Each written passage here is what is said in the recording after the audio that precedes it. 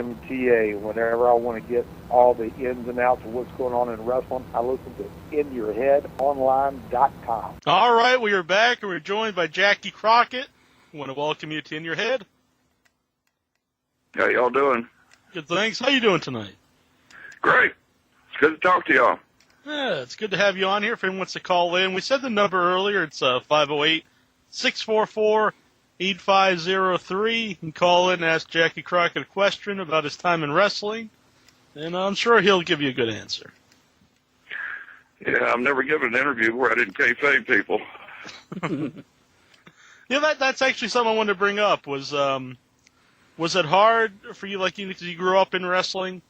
That, like, when wrestling started to, become more open, when the fans, kind of knew what was going on? Oh, yeah, in elementary school, I always had kids, oh, yeah, fake, wrestling's fake and stuff. And, I tried to ask my father about it. And he said, no, it's not. He kayfabed me till I actually went to full work for the company full-time. Mm-hmm. And, after that, people would ask me about it. I'd say, well, it's sort of like, for those who believe, no explanation is needed. For those who don't believe, no explanation will do. Right. I mean, so there's no reason to argue about it. I'd have these people come up, and, doctors and lawyers and stuff. And, your business is fake. And I said, yeah, and you're a quack. And people talk about, golf is the only pure sport. And I tell them, well, you ever heard the Las Vegas Open where the amateurs go out and the companies buy their contracts? And they got to do what the company does. Oh, they all get mad at me. So. Right. Yeah, I was a real hit at the party. They don't like when you give it back to them. Nah. Do you think wrestling is better or worse, like, that when the fans know the words like kayfabe and heel and babyface and... No. It takes the mystery out of it. Yeah. Before, we were a family company, and we ran it with that in mind. We wanted Ma, Pa, and the kids and Grandma to be able to sit down and, watch the show and be able to enjoy it. You've got good against evil, and eventually good always wins out. But evil always gets his turn every now and then. Mm-hmm. No, but it's just, you have a close finish in the middle of the ring, and everybody, oh, well, this guy could have won, or that guy could have won. You got the rematch next week, and you got your semifinal bouts coming up, starting to draw, put history in them, so they'll be the main event in a week or two. And then everything culminates at the Coliseum. Right. No, since you grew up in wrestling, did you always know that's what you were going to do? Like, you were going to work in wrestling somewhere? Well, I kind of always did. I mean, I put posters out when I was a kid. I put the rings up. I sold tickets. I was an usher. My daddy used to take me, like, on Saturday night. We always ran, one of the towns was Spartanburg, South Carolina. And he'd take me down there, and he'd sit me up on the office is right there by the door. The people would come in, and had a big sliding wooden door over top of the counter, and I'd sit up on top of the counter and hustle programs. So I've always kind of been in it. Mm-hmm. And I've never been a 9-to-5er. Yeah. I was kind of talking with my wife tonight. I said, I've never had a regular job. And then when I started working with the company, I started shooting the interviews. And I did that on 16-millimeter film. And all of the television shows were shot in studio. Mm-hmm. WBT in Charlotte, or WRAL in Raleigh. And so you had that limitation. And then I shot the interviews in an office next to our office at 1111 East Moorhead. And I got kind of tired of listening to these guys saying the same repetitious thing, tonight's the night, or I'm going to do this and that. And so I'd stop and say, listen, let's do something else. Let's do something a little more creative and trying to bring their personalities out, whatever the issue is, and try to put some color there. And that's, we started, and we got our television truck, and we started doing our own stuff. Mm-hmm. We went from having like 12 TV stations to when we sold it to Turner, I had 258 that ran my show every week. Some of the fans say they kind of missed the studio wrestling. You just brought up about filming in the studio. Do you think that was which was like better for like the TV show, like a studio show, or in like? Oh no. I mean you got a tremendous action going on in the ring. In a studio, you got what 50, 70 people in there, right? And you got 3 people clapping. I don't care what's going on in the ring if you haven't got that audio. Yeah. And the fans, so you can cut to a fan who's excited, and, or a group of people, and that helps add the excitement to the people who are sitting at home. Because that's the way I always tried to shoot the thing, and edit the things out, is for the person who is sitting on the other side of that television watching it, to keep them involved in it. I always kept motion in the shots. I tried directing, but nobody ever shot it the way I wanted to. And when the director was on a wrong camera for something that was going on, I'd call him on it, and he'd switch. Yeah. And they always had my camera on an isolated machine, so if they missed something, they could go back to it and show it after the match is over, or cut to it during the match too. We started doing that, putting it in a box. But we put the action in there.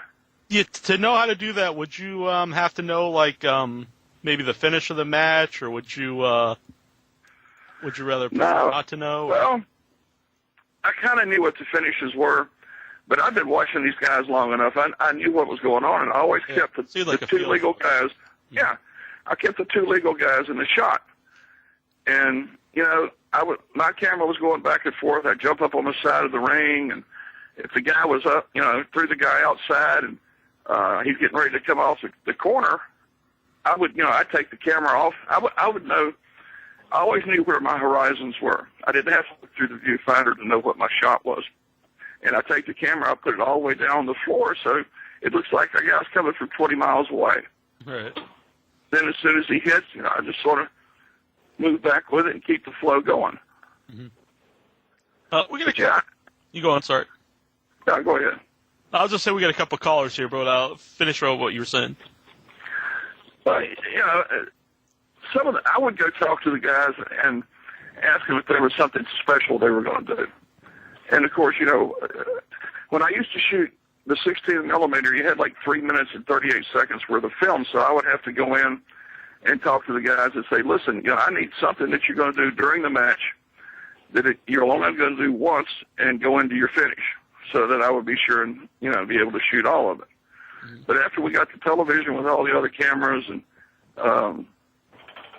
if there was going to be a special finish or something special that needed to be shown, I needed to know about it. But most of the time, I just shot it from the hip.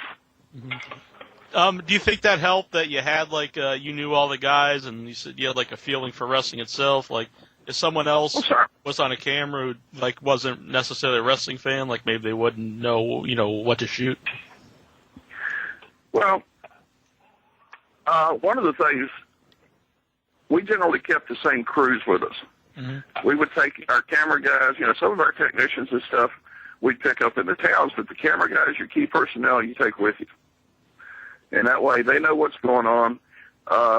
There's generally 3 handhelds down at the ring. If there was some kind of question as to what they do, they would look over at me, and I'd point them to go up or, this way or that way, and they kind of got a feel for it too. And of course, we're always in contact through headsets. So, yeah. Let's see. We got Al Kicks on the line here. Hi, how you doing, Jackie? Pretty good. How you doing? I'm doing very good, thank you. Just a couple questions, I guess. Why do you think a lot of people consider Gordon Solie one of the greatest wrestling commentators of all time? And I would agree. In your opinion, why do you think he was such a great commentator? Well, Gordon was a great person to start with. His vocabulary, his understanding of wrestling, and he knew the guys, and he was one of us. We'd have to travel a lot, and you end up with a lot of history. And Gordon he kept on his sport, and he knew what was needed to be presented, and he did it in a colorful fashion. There's always a story that he actually got in the ring, and he took some of the moves, so he would be better at calling them, like the figure 4 leg lock, and he would talk about the different points that it would hurt. Did you ever get in the ring and take any of the moves?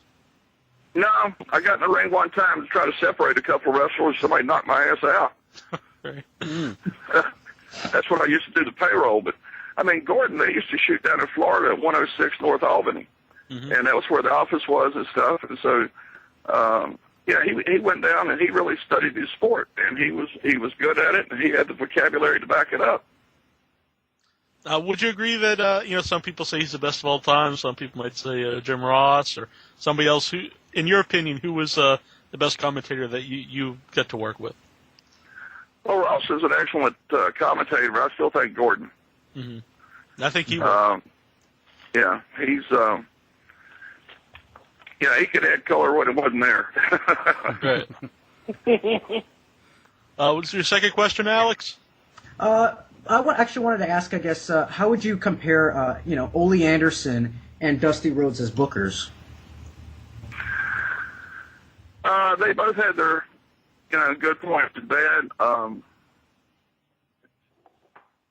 They were pretty much, neck and neck. Mm-hmm. Ole was, a little more down-home wrestling kind of stuff, and Dusty, he was a little more colorful, but the booking process was more of a group of people. It wasn't just Ole or Dusty. Everybody was involved in that. They would have wrestlers come in and the discussion of how matches went. Jimmy, David, or myself. It was a group effort. It was not just one guy. Mm-hmm. I mean, Dory Funk was in there before, and there was a lot of guys through there. Yeah. Mm-hmm. Do you have any stories about Ole? Because, Ole's a character that a lot of people have different opinions. Yeah, I'll tell you one.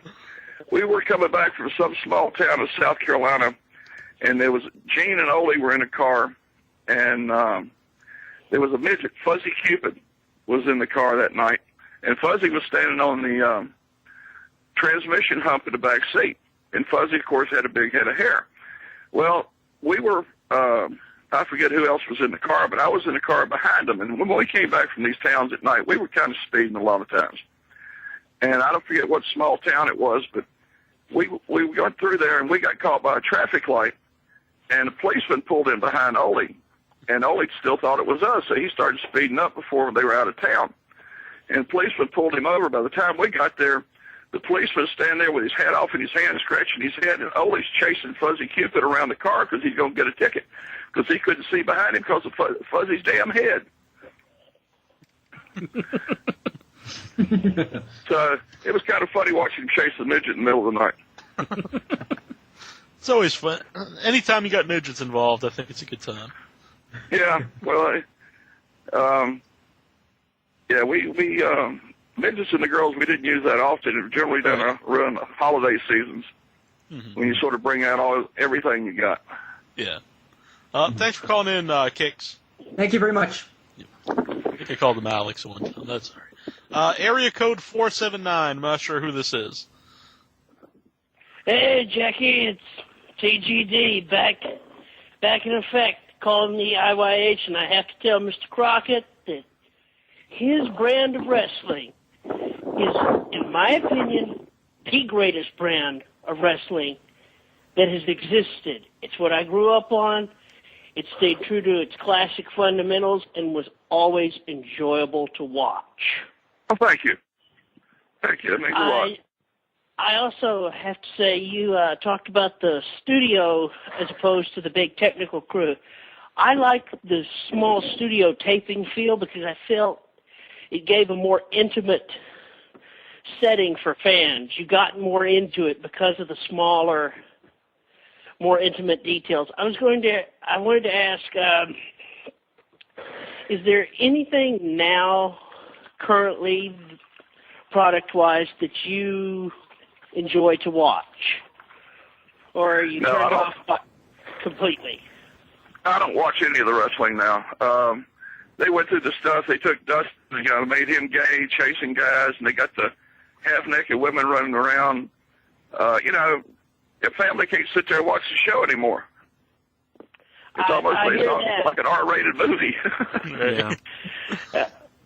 Well, I just wanted to say thank you for all the great years that you brought us wrestling fans, and thank you to your family. It always is a joy to go back and look at the older Crockett footage for me. It's what I grew up on, and I will always endorse it till the day I die. Well, thank you. We couldn't have done it if we didn't have all the great wrestlers we had. Oh, and, Ricky Steamboats and Ric Flair when he first came to us. Greaseback hair in Minnesota. I think he had like a striped shirt and checkered pants on. My daddy told me to take him out and get him dressed, and that's why I used to wear a $10 gold piece. And he said, "Oh, he liked that." And I said, "Well, I don't know where I can get you one." He said, "No, I want a 20." And that's where we picked up on that personality of his. Uh-huh.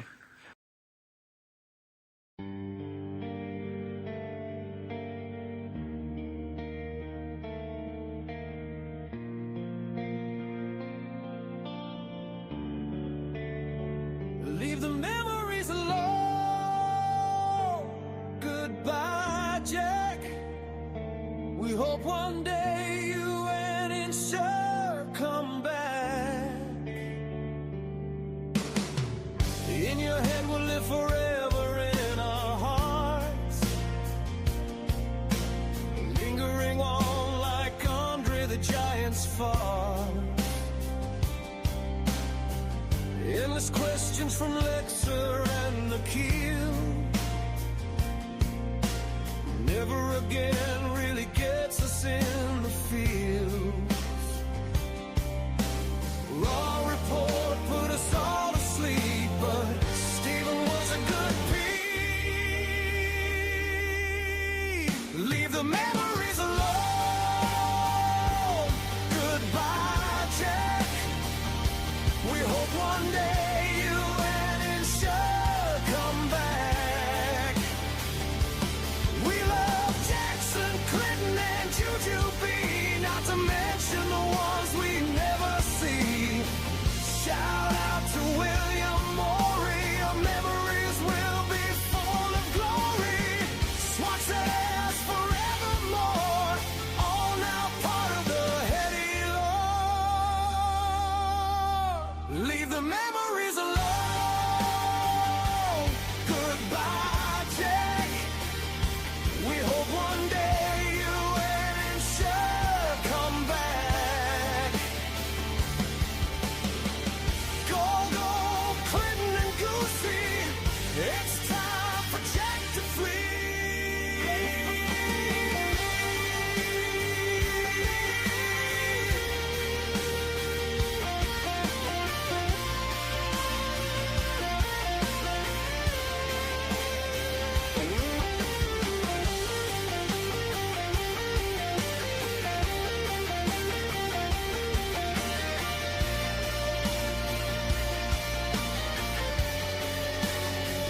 leave the memories alone. Goodbye, Jack. We hope one day you and Insure come back. Leave the memories alone. Goodbye, Jack. We hope one day you and Insure come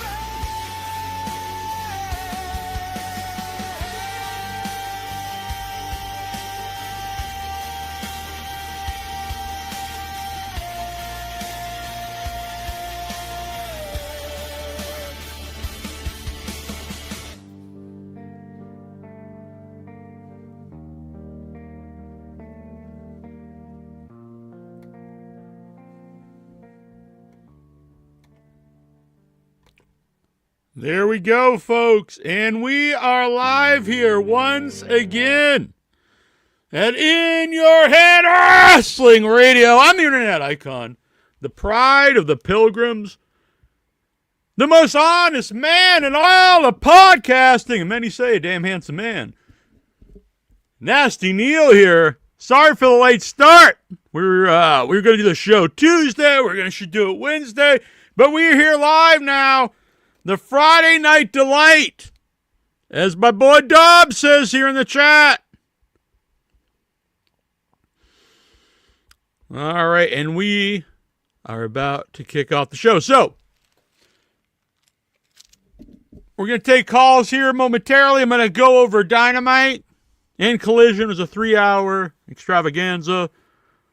We'll open up the heady lines, talk to the Headyverse, answer the questions, see what's going on, and then we'll be back next week.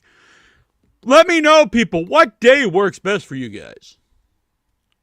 You know, we were on Tuesday nights for a long time. We used to be on Saturday night. We used to be Friday night. Wednesday night for a long time. I like the idea of Wednesday night after Dynamite, but it does get kind of late. It's a late start for people. You know what I mean?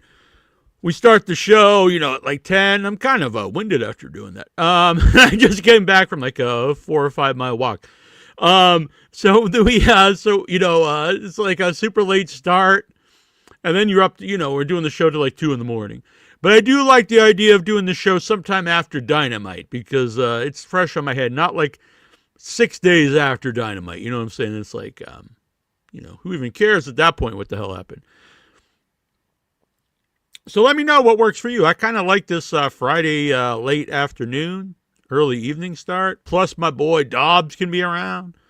Nikhil maybe can be around. You know, they're over in the England towns, 5 hours distance. But forget all that. Let me know, though. You can email me, iyhwrestling@gmail.com. You can leave it right here in the chat. You can, you know, DM me on Facebook, on X, on wherever the hell you follow me. Let us know. So, first of all, before we get into Dynamite, though, the passing of Ted Turner. Not just a wrestling, a huge name in wrestling itself, but a huge name in television. You know, the Turner channels were huge for cable, and so this is a titan of entertainment has passed away. Plus, had a great restaurant, or maybe still does, for not beef. What do you call it? Buffalo bison. Great bison. I went there with President Clinton out there. Great stuff. Hit the like button, by the way. Subscribe and become a member. It starts only $3 a month, and it helps support this channel. You want it to keep going, so I'm not saying you have to save any money, but it does help. It does help pay for everything that goes on here. But yeah, Ted Turner. So for me personally, I grew up watching TBS and TNT. Later on. But the biggest part of that for me, and probably most of the people watching here would have been NWA and then WCW. And I know people sometimes will have them as two different promotions, and I think that's kind of false, honestly. NWA just went on and became WCW. The modern day NWA is really connected to the original in name only, I would say, and WCW much more connected. It was just that to me. That's the real lineage. But so Saturday, I grew up Saturday night. That's why originally when we did the show, we started at 6:05 because that was ingrained in our heads. 6:05 Saturday night, 6:05 p.m. Eastern would be WCW Saturday Night. And now I was a big wrestling fan all across the board. I watched all the wrestling I could watch when I in my youth. WWF. NWA, World Class. It was, the dying days of World Class. I saw that, AWA, and whatever else, would pop up on TV. Sometimes we'd have some local indies would get a TV show and whatnot. But I was always drawn to the NWA. I like the grittier style of the NWA, more adult, even though I was a kid. I actually do have a theory. This goes beyond wrestling, but wrestling, TV movies that, I can't speak for everybody, but I think most kids don't really want kids programming. They want to watch something that's more adult. And that was me. So I preferred the NWA. There was always stuff in WWF that I liked, of course. I love Roddy Piper and stuff. Always was not a Hulk Hogan guy at all. I didn't really, for the most part, was not into the more cartoony things in wrestling. So, big NWA fan. I remember one of the first things I saw was Dusty Rhodes in the NWA, and I remember my grandfather. He was a huge, babyface guy. Hated the heels. Didn't just dislike him. Hated the heels, and loved all the all the back. I mean, loved all the baby faces. So he loved Dusty Rhodes, loved Hulk Hogan. I was the opposite. Now that's kind of like cool today to like the heel probably more than the baby face. It wasn't really the norm back then. So I was a big Piper fan. Loved the Four Horsemen. But what I liked about the NWA, and I probably wouldn't have been able to put that into know how to phrase it back then or really explain it because you're a kid. But for the most part, the baby faces were not all goody in the NWA. They weren't like do no wrong. The ones that were I disliked. Like I did not like the Rock and Roll Express. Later in life, I realized these guys are really good wrestlers, but guys like Magnum TA, they had an edge to them, so I liked them. But just we're not going to go over the history of the NWA here, but it's just the Turner channels, and I grew up like a lot of people here. Anybody my age, up to a certain age, I'm sure we're watching NWA and WCW. Huge part of my childhood. It's also, without that, you would have had just WWF because once WWF started to go national and get TV, it kills off all the territories. But with Turner there with the NWA, it had not just competition, but another place people could wrestle. Another style of wrestling, more than just one wrestling promotion on TV. So, you had your choice of what you're into. I'd watch both, but if I had a preference, it was the NWA. And and it's always said that Turner, different times, like they wanted to get rid of wrestling for different reasons. Even though that was wrestling is what helped put Turner, on the map. He was always loyal to the wrestling. Now, was he as connected to the wrestling as Vince McMahon or, other family people like the Gagnes or something? No. But in some ways, that's a little more admirable because guys like Vince or the Gagnes or the Harts or these people, Lawler and stuff, not only you're like, okay, this is in our blood, but it's also our livelihood. So we want to, keep this because not only like the passion of the wrestling, but it's the family business. And without it, we have to go do something else. So with Turner, he doesn't have that. Like you could just show movies and old shows or whatever, and he's going to do well. But he had passion and loyalty to the wrestling, so he kept it on there. Well, I mean, I'll go up some of these things about every territory still running with 4 organizations. I mean, let's be honest. Like you can pretend that. Were they technically around? Sure. Were they viable places where people could go and make a living? Were they places that were changing the landscape of wrestling? Were they places that were going to withstand the test of time? I mean, the answer is no. I mean, you can fool yourself all you want, and you could have loved them. That's great, but you can't pretend that they were on the same level. And then he was saying about the idea of hiring, bad people. I mean, I hate to tell you this. The territories had many bad people. I mean, that's where do you think a lot of these people came from? They weren't born in the WWF. So this idea that only the WWF hired this is we're talking about Ted Turner here, but this idea that only the WWF hired bad people and all the other wrestling companies were all angels and saints. I mean, you're living in fantasy land. But anyway, so Turner was loyal to wrestling, kept it on. And who knows what the history of wrestling would have been without that. Because we saw WWF when it was the only game in town. It was not a good time in wrestling. I mean, that's when I really lost my fandom of wrestling.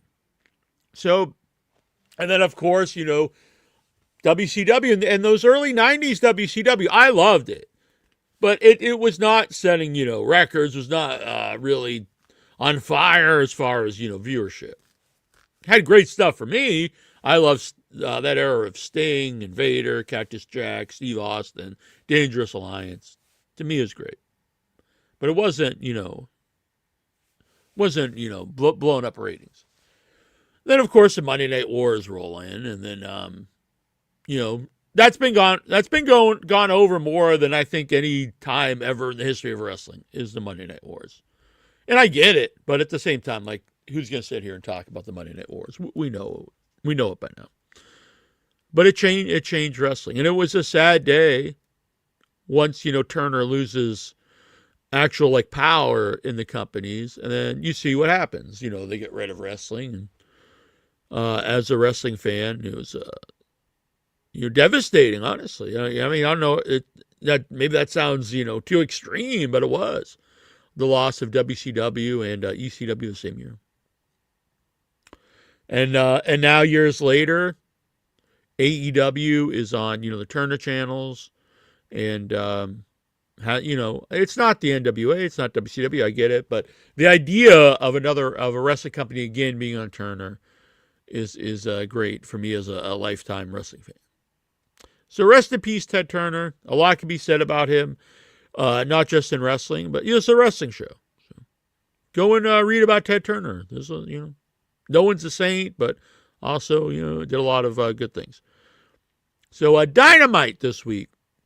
It opened up with a really touching tribute to Ted Turner by someone who would know him, Tony Schiavone. Tony Schiavone, I would say the voice of WCW. People can argue maybe some other names, but I would say Tony Schiavone. So I think that was the perfect guy to do it. Sting came out. Sting looks pretty badass, I have to say, with the silver hair. And I'm really happy that Sting is still involved in AEW. Huge Sting fan, obviously. And he seems like, honestly, I think he's had more fun here than he's had in wrestling in decades, I would say. I don't think he really had fun in the WCW run. Maybe the early 90s, but I think he's pretty miserable, through the Monday Night Wars. Maybe had some fun in TNA. Probably didn't have a great time in WWF. But that AEW run, I would argue it's my favorite run of Sting. Besides like the early 90s, early 90s, late 80s Sting for me as a fan. Now the Crow Sting was huge, don't get me wrong, but as a fan, I would say I preferred the AEW run. His matches were not really that great at that point anymore. It was all about his presence, which was awesome. It was an awesome year there. But just for me, it was fun seeing a guy for multiple reasons. A guy that's been around for decades, and it's clear he's having a good time. And to use a legend so well, where you never watched Sting in his last couple of years in AEW and thought, oh, this is an old guy, or they never made him to look like even Punk now, the storyline, and Punk's, 50 or something. The storyline in WWE with Punk is that he's like old, washed up guy, and he's lost steps. And I get that as storytelling, and I'm not saying that's not a viable story, but is it fun to watch as a wrestling fan? I'd say no. The Sting stuff was fun. And so that was great, a great run, and I like that it's continued in AEW. So great tribute to Ted Turner to start off Dynamite. And we started with Moxley versus Juice Robinson. Now, normally I'd be like, well, we know he's going to win this match. And, I did. But at the same time, this was a good match. I like this match, and I didn't have a problem with this one being on the show because the factions are at war or feuding. And I think Juice is a really underrated talent. He's always been kind of the second banana to somebody else. Switchblade and whatnot. So, I don't know. I really thought Switchblade would, be like one of the guys in AEW. And I don't know if that's ever going to pan out. He's very injury prone and he's never really caught on to the level I thought he would going to AEW. So sometimes a fresh restart can work, or sometimes they book you like Will Ospreay. So Juice Robinson, very, it's a lot more physical guy than I think of. Because he's got kind of that goofy feel to him. I don't mean that in a bad way. I think he's entertaining. But I don't think him as like a physical. If I was watching the match, I'm like, his strikes all very physical. So I like that kind of wrestling. Moxley bleeding from the face, which was pretty cool. I know some people will go nuts about anytime Moxley bleeds, but it was good. Good physical match that progressed. Some of these storylines. Then we had Will Ospreay training video with the Death Riders, and I mean, the idea of them wanting to help Ospreay's neck, it's better than Will Ospreay just being a complete bum like they were doing. That's friggin' sucked. But this is not good either, in my opinion. Maybe if this is how they brought him back and he didn't have matches, it'd be one thing. They're like, we don't know if Will Ospreay can ever come back. He's in the hospital. And then Moxie offers to get this guy back into ring shape or something. I don't know. Maybe there's something you do there, but because the thing is, he comes off as Will Ospreay should be the top guy, the top guy. The top babyface. MJF, the top heel. Ospreay, the top babyface.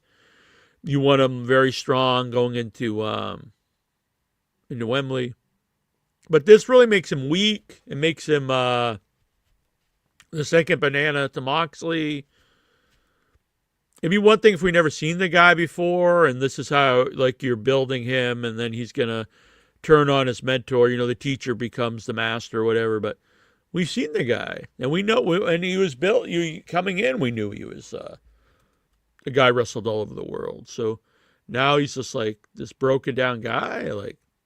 I don't think the idea of making your wrestlers seem weak is good. And I get in basic storytelling, you want your babyface to overcome something, your protagonist, but the in wrestling is a little different, and it depends on the guy. Like Darby should be an underdog coming up, but Will Ospreay should just be like a guy winning all the time. And I honestly think they book him for shit, and it's too bad because I think he's the total package. I don't think he's just he can just do moves. No, he connects to the audience. He has charisma. He's good promo, honestly, much better than Kenny Omega in promo. So I think it's as bad, honestly.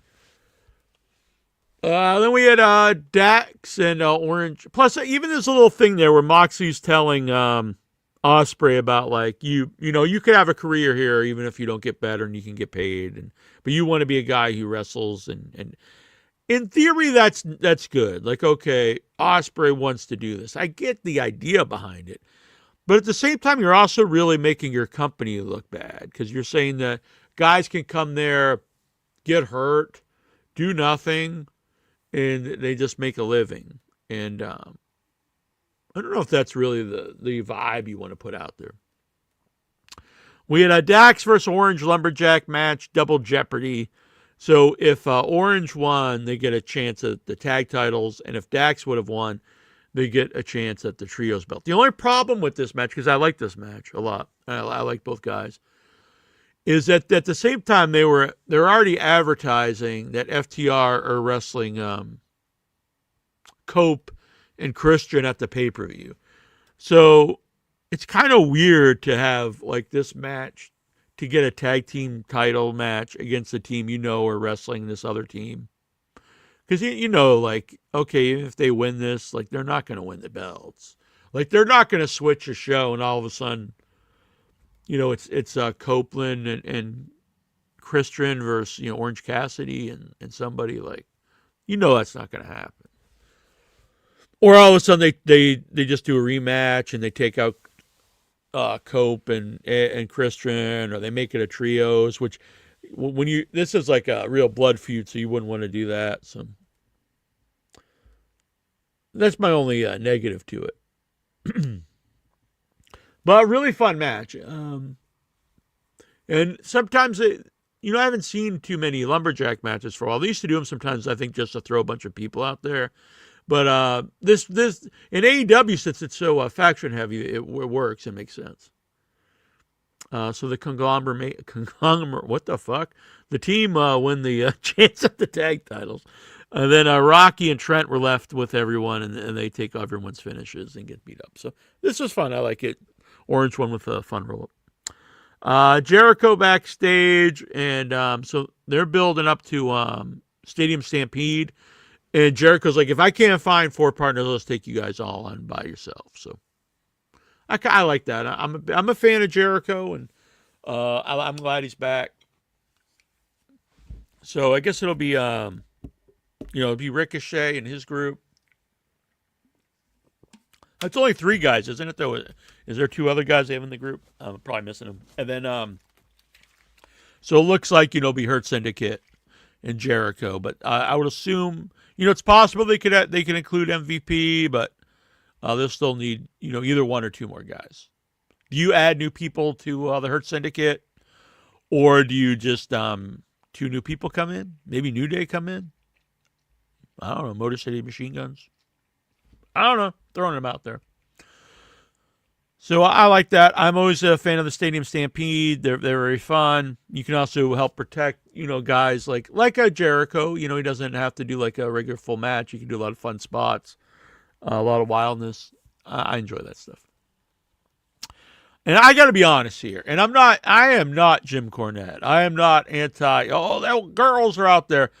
I would say Rhea Ripley, Timeless Toni Storm, a lot of the women are some of the biggest wrestlers in wrestling, regardless of, their gender. These 2 people I just don't care about, not because they're women. I just don't care about them. And that is Harley Quinn and the other lady. And so they did like a thing where they ripped off Harley Quinn's shirt. There's something very off-putting. She's a pretty lady. I'm not saying that. But personality-wise, I do not like Harley Quinn whatsoever. And but even this, it just came off. And look, I know I'm not being the big woke guy, but just very like late '90s, early 2000s WWF heel to me. And that's like an era of women's wrestling I think is pretty garbage. So this was not my deal. And neither was the next match. We have Okada versus the Bounty Hunter. If you think this is a 3-hour show and it's not live, I didn't watch it live. If you think I'm going to sit here and watch Okada versus the Bounty Hunter wrestle for a half hour when I know he's going to win, and I cannot give 2 fucks about Okada and Bounty Hunter. I don't know. Maybe I could give 1 fuck for that guy, but not even that. That sounded weird, didn't it, folks? But fuck this. I'm not watching that match. Who gives a flying fuck about the Bounty Hunter? Look, he went back to the Bounty Hunter name. He never hunts bounties, and if he did, he's like 5'2", and he never wins the match. So why would anyone be afraid of him? The guy stinks. Like, at least the Bad Apple's kind of fun. There might be something there, but the Bounty Hunter gimmick is like from like, territory days out of the 1980s, like something. They used to have bounty hunters would come into like world class to hunt. They're gonna go hunt Kevin Von Erich or something. The Tiger. What was the guy? Killer Tim Woods or Killer Tim Brooks or something. So if you have a bounty hunter wrestler, he has to like be an intimidating guy on some level. That doesn't even necessarily be a giant guy. Like maybe even Homicide could be like a bounty hunter. And you have to establish that whenever this guy is hunting somebody, he wins. I'm not saying he has to be Goldberg, but if a guy never wins, never beats anybody up, what the fuck good is he as a bounty hunter? Like, would you go hire Mario Mancini? You'd be like, hey, Mario, we need a bounty hunter to go take out, Greg Valentine, and we're hiring Mario Mancini. Like, no. So what the fuck good is this loser, Keith, what his name? Keith Moon? Not Keith Moon, Keith something. Fuck this guy. Fuck this match. Okada stinks. He's a huge waste of money. He's an old washed up guy that does not connect to audiences unless they already know him. And I don't. And I say fuck Okada and fuck this match. I'm not watching it. I'm fast forwarding. I'm like, good Lord, it's like 28 minutes long. No. So then we went to the Ops promo. And is Bowens is in the Ops now? Boy, did they wasted one of the most over teams in wrestling. Look, you can argue with me, maybe they weren't the greatest wrestlers. I would say that they were fine as wrestlers, but who cares if you're over to the level they were, the Acclaimed? You run with that. You had a homegrown, maybe like the new age outlaws, like super over crowd chanting along with them. They loved it. I loved it. Scissor me, daddy. Does argue one of the most over things in wrestling. You break them up. You have a super over team. You break them up, and you get two guys. One of the guys has potential to be a top main event guy on his charisma and promo ability alone. The other guy, I'm sorry, does not. Who do they push? The guy that doesn't. And then they put them back together, do some weird, sloppy bullshit story that goes nowhere, just ends. And then now he's back. What the hell am I talking about? Oh, Bowens, yeah. So did they break up again? I don't know. But it stinks. And Bowens is not going to be a top singles guy. Nothing against Bowens. And who the hell cares if Anthony Bowens is in the Ops? And then they're trying to get Will Ospreay. I am thinking, like, okay, let's say this was real. Like, would you rather be in a team, with Pac and Moxley and Claudio? Or, I mean, if it was just Joe, but it's like you want to be like, no, I want to leave here and tag with Anthony Bowens. I hope this leads to him, either bringing in the Empire or whatever, or he just goes by himself. And I know this. I say this for a fact. I know she's not Harley Quinn. I know she's Harley Cameron, but there's no fun in calling her Harley Cameron. She sucks either way. And fuck Brian Keith. The fucking bounty hunter bullshit. He's the fucking bum. You can't, look, I'm a short guy. So if you are 5'2", and you're going to be a bounty hunter, you gotta be portrayed as a badass. You can't be a 5'2" bounty hunter that never wins. Has he won one match ever? I'm serious. Has he ever won one singles match ever? I've not seen it. Who would be like, man, I gotta take somebody out. Look at that guy over there. He's 5'2", and somebody's like, well, he's short. You're like, yeah, but is he bad? Nah. Does he win matches? No, never. He's never won a match yet. So you're gonna give him your money to take that guy out? Yeah, that's the plan. Okay. Love the tribute to Ted on Dynamite. Yeah, I did too. I figured Tony Schiavone was going to say something about Ted, but not expect Sting to show up. Yeah, I'm a huge Sting fan. Yeah, I brought this up a little earlier. Go, you're a good man. So then we had Harley and Mina, and they wrestled Shida. And I really just thought, again, I'm putting this with they had back-to-back things. I'm like, I'm not watching Okada and the fucking Bad Apple, and I'm not watching this match. So we skipped those two matches. I'm sure they were fantastic. Then we had a promo with Swerve and Nana, who I'm a big fan of, Swerve Strickland and Prince Nana. So that was cool. Then we had, AEW. I love AEW. I love Darby Allin. I love Darby Allin as champion. And I think Ted Knight, or where the hell he is, Knight Rider, he's a good talent. Could he be something someday? Maybe. Is he right now? No. Is Darby Allin versus Knight versus Dennis Knight a main event caliber match? Nope. Should this main event your 3-hour special? No. Is this a good match when so you've got the new champion Darby Allin, building him up for to do the rematch versus Moxley. Nope. Should this have happened? Nope. Did I care about this match? Nope. Was it good? Yeah, it was a good match. Did I care? Hell no. So, it was a foregone conclusion is going to win. Even if it wasn't. Let's say even if I did know that.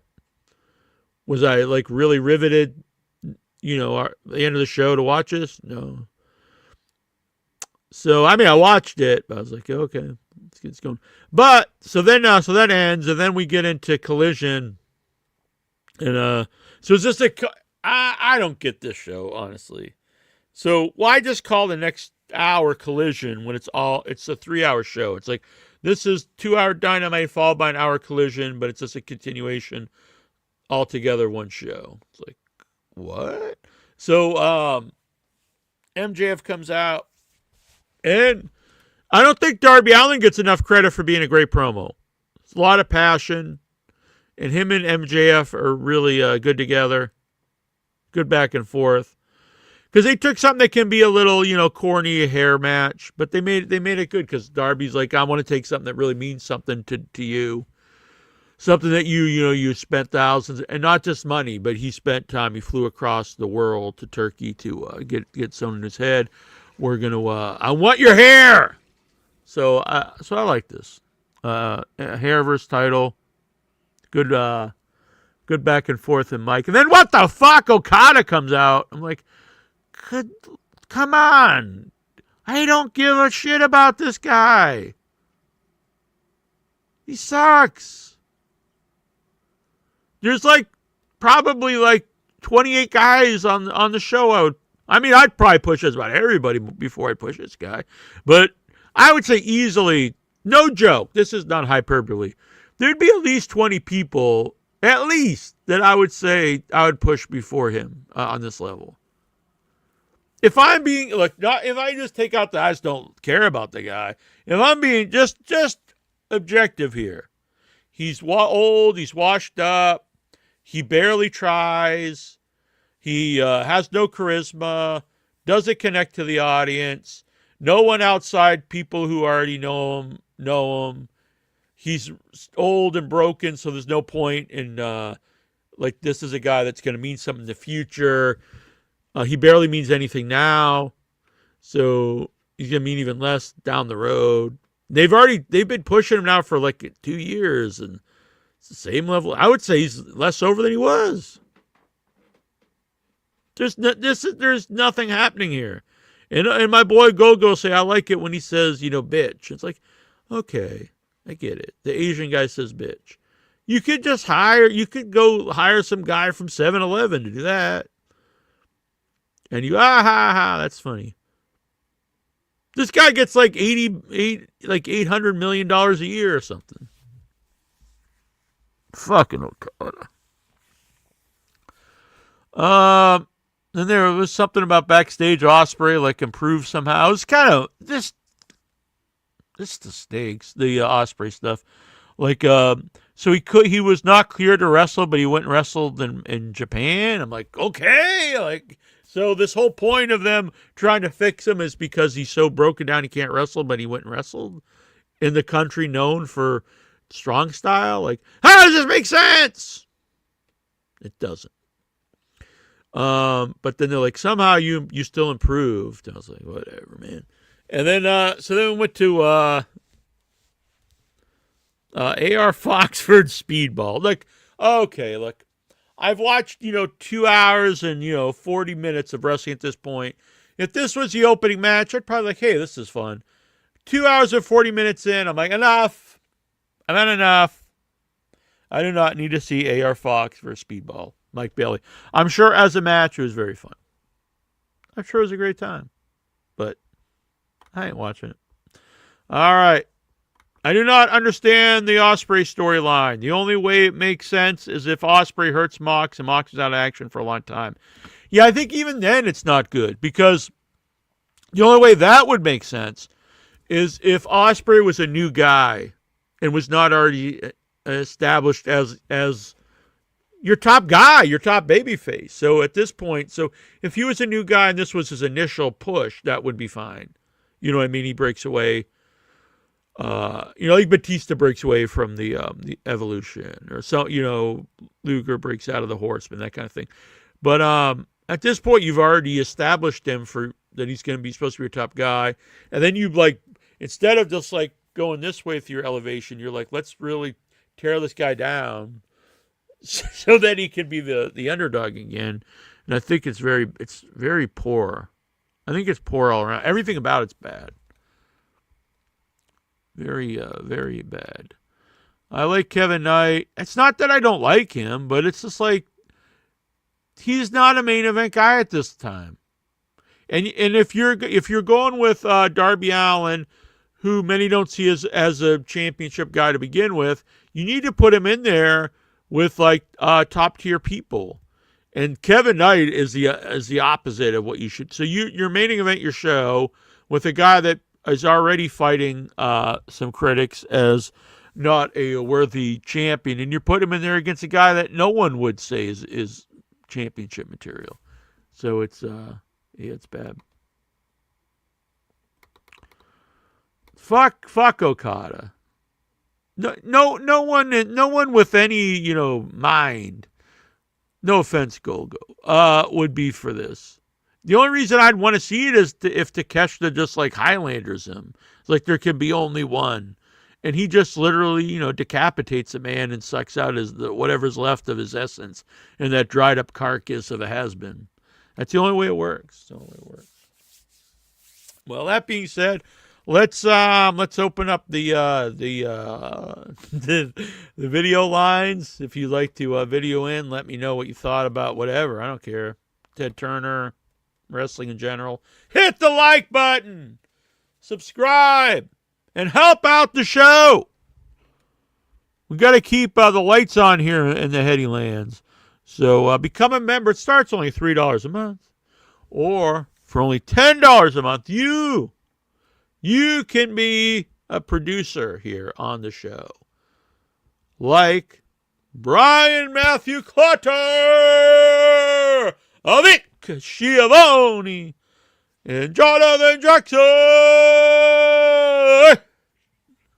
All right, and we'll thank the other fine people in a minute here.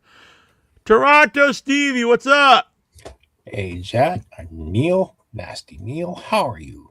I'm good, thank you. Things are good. Yeah. Yeah. Boom. This Friday night. It's a Friday night delight, as Dobbs was calling it. Well, yeah.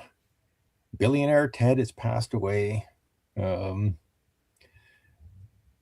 I was thinking you had the thing on there, best memories of Ted, and the first one that popped into my head actually wasn't non-wrestling. Was Ted and Jane during the baseball playoffs. I thought I took great delight in Toronto beating the Atlanta Braves in '92, with Ted and Jane trying to cheer on the Braves. Yeah, it's another thing. Big, Turner obviously big for sports fans, not just wrestling fans. But yeah, like you were saying about Ted, yeah, he put wrestling on because one, it got ratings, and two, it was cheap programming to put on a fledgling cable station.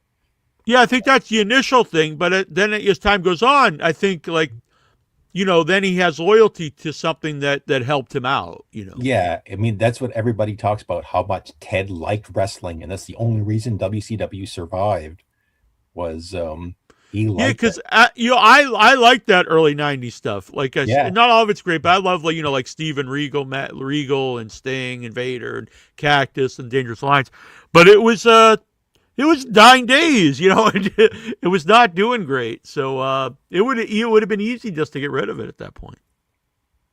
Yeah, I mean, I was watching wrestling during that period as well. That transition from Jim Crockett Promotions to Ted Turner, and Yeah. I mean, I enjoyed that too. I mean, like Of course, you had stuff like ding dongs, and but honestly, almost I would say probably every era of wrestling had some stuff that's like really lousy. You know what I mean?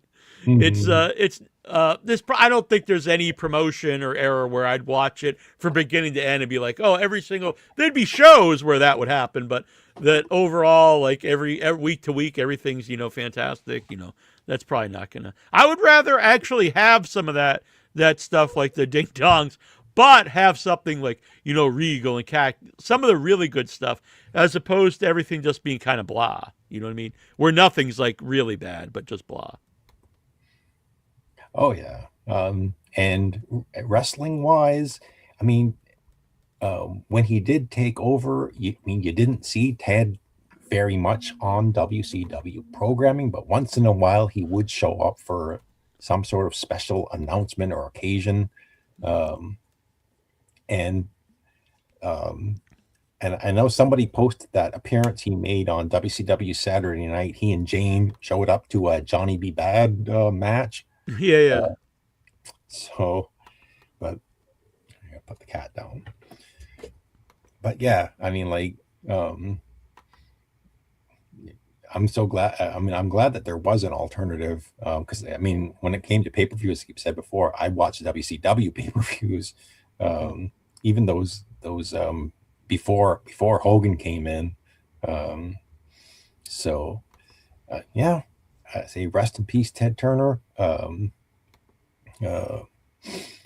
yeah, I did get to watch Dynamite. I really enjoyed the tribute.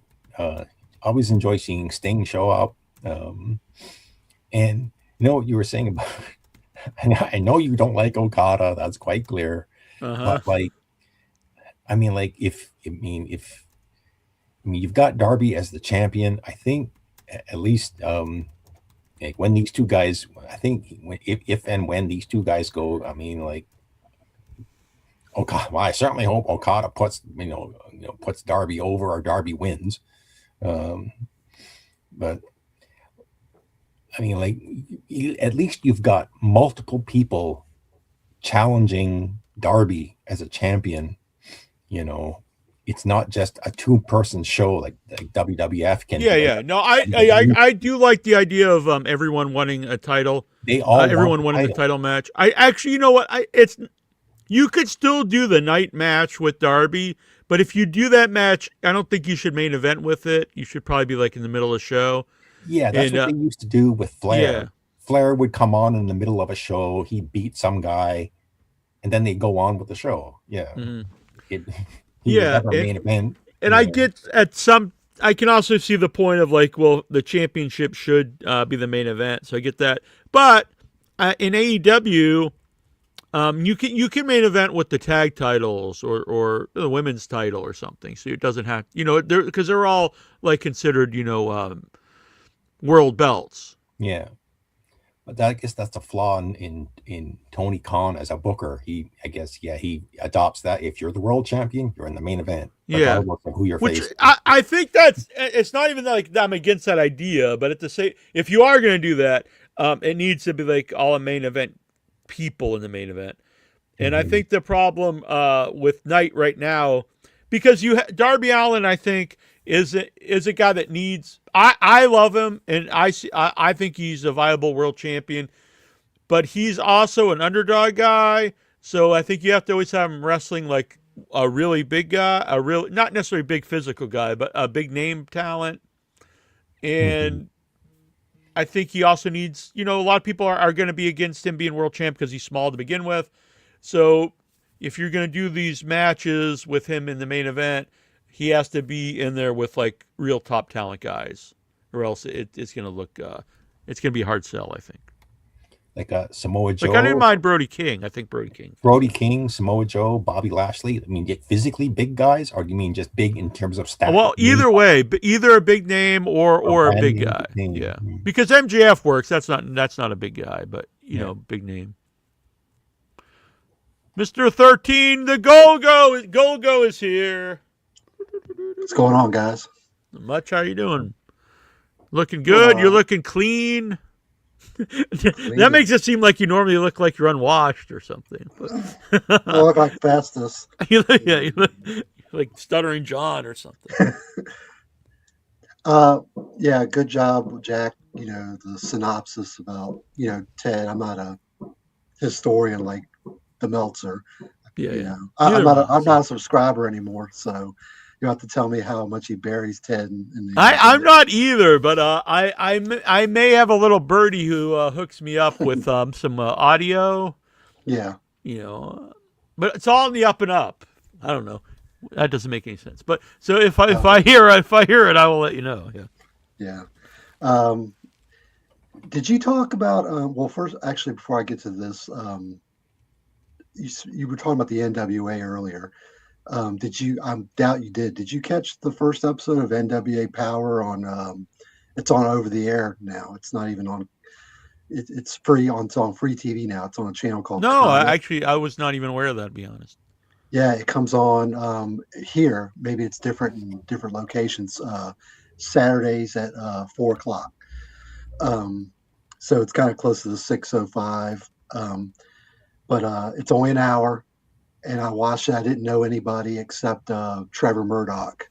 Do you remember him from? Yeah, I know. I used to. I mean, I'll be honest. I did like Trevor Murdoch. Yeah. Yeah. He was believable as that character. Yeah. I won't spoil anything, but yeah, it's only an hour. Billy Corgan did the open. Talking about the history of the NWA, and it's kind of a throwback because it's a lot of kind of promos like centered around just kind of goofy stuff, and then they got some serious stuff, but I tell you what, they made a better impression of me than TNA coming back. Yeah, I've heard nothing good about the TNA coming back. I still watch every week, and there's some decent wrestling, but some of the storylines. I mean, you talk about Ospreay, and I love Rosemary, like as a character. Mm-hmm. She's great, and I love Decay when it first started, because you can do that kind of shit, but you don't have to go Undead Realm, where you're literally in a different dimension and all this shit, because she's so good at that character. Mm-hmm. You don't have to go so far out there as like the bunny really died, formerly Allie in AEW, and now she's back and people are seeing shit. Hey, she's back from the dead. Yeah. And I didn't see that because they weren't on my television, but it looks like they're going back to Broken Matt Hardy, which to me is double thumbs up, because I don't give a flying fuck about regular Matt Hardy. Yeah, and even if that's not really my cup of tea, I completely agree, because for many reasons people are into it, and the guy is so broken, actually, physically, it protects his body, so he doesn't have to do all. He could wrestle for a long time just doing that. And people would rather see it, so I don't see any negative to doing it, honestly. Yeah, they're feuding with the you like this team, Jack, the Righteous. You remember them in AEW? Yeah. That's a team I think AEW really missed the boat on. Yeah, for sure. So yeah, if you're into the end, want to give the NWA a chance, check it out. Stevie's dog is a fan. No, that's my dog. He's going. Oh, it's your dog. Okay, all right. Yeah, no, I'll definitely check it out. I am a big fan of the Righteous. I remember, I did think that would be a team that took off in AEW, and I think they killed them off when they just lost the handicap match to MJF. That was bad, I thought. Yeah, and the other thing I wanted to ask is, did you talk about Leo Rush's new gimmick? I love it. I mean, he's taking a chance, but my God, I mean, it's that thing he does in the ring where he gallops like a freaking dog or a horse. Like, you know what I'm talking about? Like, No, I really like it too. My only thing I wish they would have done. So there's two things. I think he's great in the gimmick. I think it's because otherwise he's just a small guy who's great, and I always thought he was really very talented. Because he was going nowhere with the COVID jacket. It was yeah.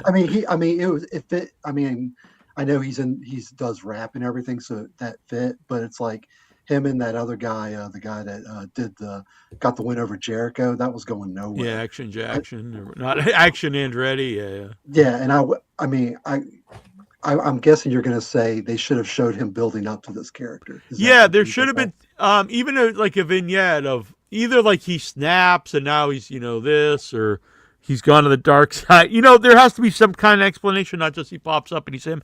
And also, I think he needs protected on some level. You can't debut this new character, and I think it's cool, and then he just loses a lot. Well, he lost to Pac, but I mean, he didn't get hurt to me at all because Pac was like, he really sold it, because Pac is a very serious character, and he sold it like, this guy's fucked up. I don't want to wrestle him again. It's too bad Pac's pretty injury prone, because I think he's like a top tier guy too, and especially since he got the haircut. I think he should worry less about doing the high flying, because I don't think he needs to. And in AEW, he's not always the small guy. He could play the big guy versus a lot of people. I mean, I don't know about you. I'll watch a little bit of Backlash, but I'm going to be tuning in live to that Fairway to Hell just to see that match, because I know Darby's going over. I mean, 99.9% sure, but that's going to be a hell of a match, because those guys are. Pac always brings it in the ring, and I love that everybody wants the world title in AEW, and lots of people get different title shots. The only thing, my only criticism of that is it does cheapen the big tournaments they do for a world title shot when people just get title shots. Yeah. But at the end of the day, I love all these guys getting title shots, and I don't think you have to worry. I don't think there's any chance Okada wins, because I think obviously Takesha's somehow going to cost him that match. No, or because it is super boring in WWE. Like when I tune in, it's like there's like two guys that get title shots, and they're, you know what I mean? It's like two or three guys. It's forever, and it's like, okay, I get it. I don't need to see Cody Rhodes, in every title match that's ever exists. I mean, Stevie can speak to this better, because I don't watch every week. I've been doing a little better since Mania season, but that is, I mean, good or bad, they don't defend the world title on TV very much. So, I mean, there's pros and cons to that. I guess that's the way NWA used to be. I don't mind that in theory, but then if you would mix up the challenger a little bit, but it's like this, it's always like one of like four guys. You know what I mean? Yeah. Oh, and for another thing, we're talking about Switchblade. You may not realize this. It's literally been over a year since he's been on TV with that injury. Wow.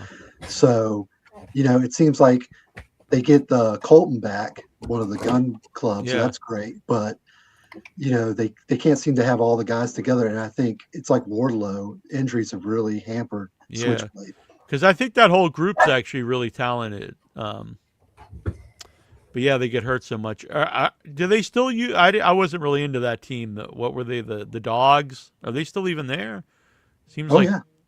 Were they on this week? I didn't. Yeah, they were. That's another complaint I have. Even though the matches are usually fun, every freaking week it's like a 10-man, match. Death Riders and the Dogs versus some baby faces. Every week Tony's been doing that. I think he does that just to get guys work on the show. Mm-hmm. And you got to mix it up a little bit. But yeah, the Dogs are like aligned with the Death Riders. All right. Yeah. Which is weird, because like you already have so many factions anyway, and then, which I'm not against. I know some people are against like all the. I don't mind that. I think that's kind of fun, but I like factions too. Just useless factions I hate, like Dark Order. Can we have a funeral for them, please? Yeah. Are they still? I guess they are technically still there. Every once in a while they pop up. But. Yeah, I think as long as Evil Uno's friends with the Bucks, he's safe. All that. You could have Evil Uno just like kind of like a Luther guy, like he could manage somebody. I don't think it'd be too bad. Yeah, then he could get in the ring every once in a while, but you don't need the group anymore. I think it killed off who was the kind of short guy, the short stocky guy? Johnny Hungy? Yeah, I think that really killed him off, like never just breaking him apart from the group. Because he had people really into him, and I thought like they were gonna like he could be maybe not like the world champ, but he could definitely be like a guy.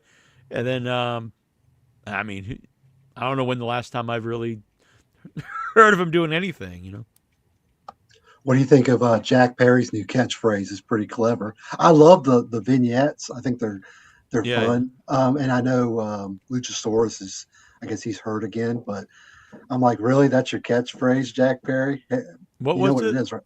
It's "fuck you." That's his new Oh. catchphrase. He ends the segment with "fuck you."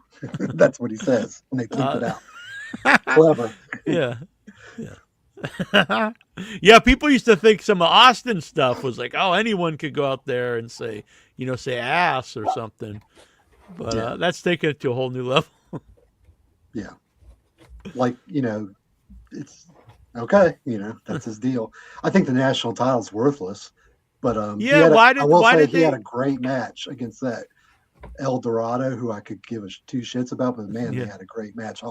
I mean, if you have a good match, I'm going to say you had a good match. I don't watch wrestling for that, but it was a lot better than I thought it was going to be. I mean, yeah. Yeah, no, I think he's really improved. I mean, I think he was always good, but he's matured, and I think he's a real talent. You talking about Jack Perry? Yeah. Because I can't remember. I think he just needs some good feuds. You know what I mean? Yeah, El Clone is the one you said, and I agree with you. He's like a botch machine. I used to get him and Dorado mixed up because I don't pay attention to luchadors as much because it's like they kind of use them like they did in WCW. Yeah, it's unfortunate because a few of them they have are really good, but when they're just like interchangeable guys, it's hard to really. Well, it's funny. I love. I used to not give a shit, but I think Andrade, he's really surprised me. He's in shape. I was really anti him coming back, but I think he's been. The gimmick's great. kind of a throwback, but I love it. It's a playoff. Him being a playboy, and then Roosh. Yeah, fingers crossed.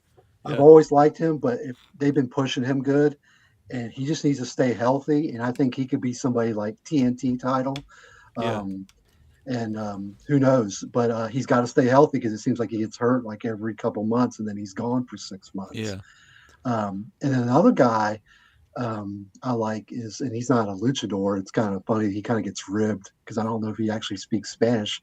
They need to get Sammy back on TV, especially now that Jericho's I've been saying that too, and I'm perfect time for him to come back and maybe reunite with Jericho. I was thinking that too because that would be a good guy to add to the group. Because he needs guys for this thing. Yeah. But he's like, I don't know who he pissed off. If it's still like, what's his face? Because he was like, he was one of the pillars. Like, he's like, he's been persona non grata like for a year and a half now. Like he shows up like once in a blue moon. I follow him on Facebook. I don't know if might be his page, but he actually posts a lot there, and like he was posting stuff the other day. It was cute. He was teaching his his daughter to do swanton bombs in the hotel room on the bed, and then I was like, damn, this guy. I was like, it reminded me. I was like, this guy's like really good, and he's got a good personality and stuff. I was like, they could really use him right now. Yeah, because he's a guy that you can use like anywhere in the card, not like a low end guy, but he's good for all like the mid card titles. And he's also, a viable guy to use in main events. Right. Love the new women's tag champs. I think they're great. It was the perfect time for Willow and Harley to drop the belts because they had their run. I know, but I mean, they were over, and I didn't mind them. I mean, I can see how people would, but they were over, and it was fine. That's for your first team. If you want a babyface team, I get it. But those. I don't know the Australian girl's name. I already forgot, but the other girl with the I don't know what their team name is now. What is it? Something Bane, right? Yeah, but I mean the team name. I'm forgetting it, but like they're great. They should keep the titles for a while. They're believable, and to be honest, I hate it for what was the Kip Sabian's girl, the one that was with Bane. But she got hurt twice doing the moonsault. Newsflash: off the top, off to the outside. Don't do it anymore. I think this team is a lot better.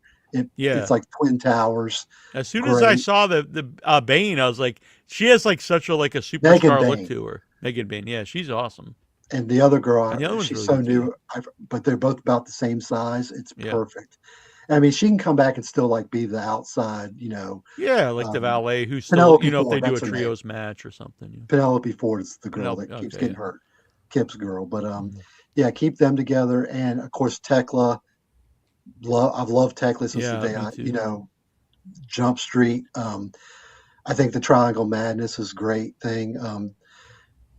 I would keep the belt on her for a while. I mean, since you don't have Toni Storm, I don't know if she's pregnant. And I think that just strengthens the title when you actually finally do like Toni Storm or whoever. She keeps the belt for a long time, and then you either bring back Toni Storm, or if somehow the dentist would come back, or what's her name, the CEO, one of the top women come back, then they feud with her. But I mean, the only thing about Tekla, and you used to say this about MJF, and you have to admit MJF's done he's so good as a heel. I was kind of with you at one point, turn him babyface, but he's got the crowd hating him. Oh, yeah. Not many people can do that when the fans love them so much.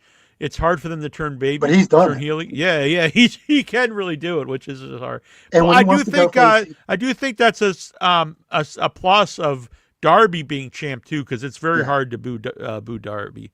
But I think on that note, Tekla, she keeps saying, you bitches and everything. Yeah. She's going to turn into a face if she. I agree. It was really funny a few weeks ago. She was doing that, and there were these little kids standing right next to her. And I was really laughing. Yeah. Her promos, I like them. Her English, I mean, it's pretty good, but she has a little bit of an accent. Yeah, it works though on some level because of the charisma, and she has this confidence. I think that comes through. So. And she has to, because I mean she's so freaking small. I mean she's smaller than Mercedes and you don't Moné. think of it, I don't think either, where like Alexa Bliss, it's like kind of hard for me to buy like when she does moves, Yeah. Because I mean you think Spear with that little girl, what the hell? But yeah. She pulls it off. And the only other thing, because I haven't been I didn't get to talk about because I ordered that pay-per-view. What was that last AEW pay-per-view called? Was it Dynasty? Dynasty, yeah.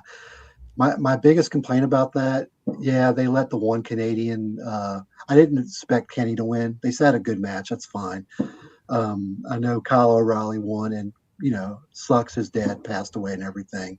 So, and it was his hometown, so they let him get the win for the conglomeration. But to me, you missed the boat with I call them, whatever, Cope, Edge, and Christian. Yeah.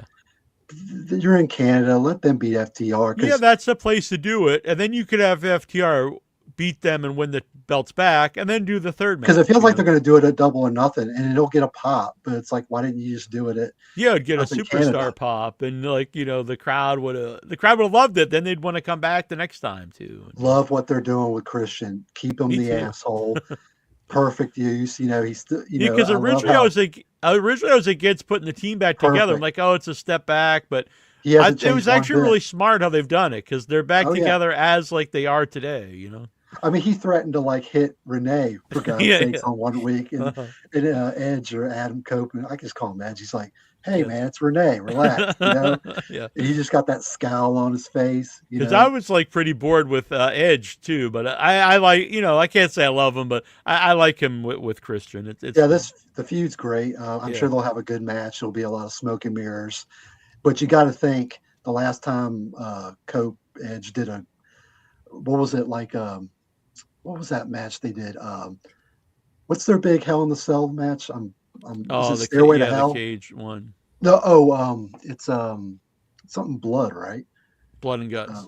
Blood and Guts. Remember, he got hurt like that. Yeah, because he Black dropped the thing. elbow off. Yeah. When there's a match like that, it's gonna that street fight. I quit. Somebody might get hurt. So if you're gonna put the belt on them, you better hurry, because their time's short. He's due for another injury. Edge makes more comebacks than he, because it's just he's injury prone. He's gonna get hurt. He had to. It was because he came off the top rope, right, in that blood and guts match. Cage. Yeah, the top of the cage. Yeah, I think he just let the moment get him. It's not worth the pop. No, he's thinking you're 30 again, and the crowd's into it and stuff. Yeah, because Christian ain't doing that shit. He's a smarter worker than that. So, But I get it. I get it getting like caught up in it. But yeah, you got to stay away from it. Yeah. But I do like it when the older guys, you could tell like they enjoy being somewhere again. Yeah. Like, it's clear like people I know Cornette would always say about it was all about money with Sting, and I always thought like that's like one of the last guys I think I would say that about, because I'm sure he wanted the money. I'm not saying he'd go out there for free, but it was clear he was having a good time in AEW. Yeah. Oh, for no doubt. I think Sting, he wasn't going to wrestle like without a certain amount of money. Yeah. But the thing is about Sting is ever since the TNA days, I've heard like he's all like he puts in 100%, because he's earning his money. Let's put it that way. Yeah, yeah. Whereas late '90s WCW, I loved Sting. The Crow Sting. Yeah, but he was very lazy in the ring and stuff. Yeah. He was kind of resting on that. Yeah. But hey, being in the rafters for a year will do that to you. Yeah, yeah. It was like cool to see him, and then the match would start, and you'd be like, yeah. So. But that's a whole. I can't believe it's almost been 30 years. But I know Hogan killed him that match. He screwed him in that match. He could have put him. He should have put him over strong. Oh yeah. After that build, it's like one of the greatest builds ever. Then Hogan did the kick out right at 2 3/4, whatever. Yeah. It's like, come on, he knew what he was doing. And then the excuse Bischoff, I've heard him tell a story. Oh, well, he wasn't in shape, brother. It's like whatever. Come on. Yeah. Let's push the Nasty Boys or something. Yeah. Well, we're gonna go to these questions here. You guys are feel free to answer them as well. Hi. Lexar, by the way, tomorrow is a 3-hour Dynamite. Thank you, Lexar. Oh. Nashville has put in a bid to host WrestleMania in 2028. Are you intrigued? Better than Saudi, I guess. You know what? Now you mentioned that, Golga. So whenever he asks these or anyone asks me, it's always like, I don't really care where it is. It's unless it's like in Boston or something. What difference does it really make to me? But it does make a difference now. As long as it's on Saudi Arabia, sure, I'm intrigued. I don't want to see shows from Saudi Arabia. I don't know if this has anything to do with Roman Reigns not being on the next. After this week's show, apparently he's out for all of June in the build up to the Saudi Night of Champions. Mm-hmm. Smart man. I wouldn't be going over there right now. No. You're I wouldn't want to be there anytime, but right now it'd be awful. Yeah. Fucking unjammable drones and shit. It ain't worth it, man. It's like, we're going forward. It's like, okay, I'll be curious to see if Tripp shows up. He's that confident.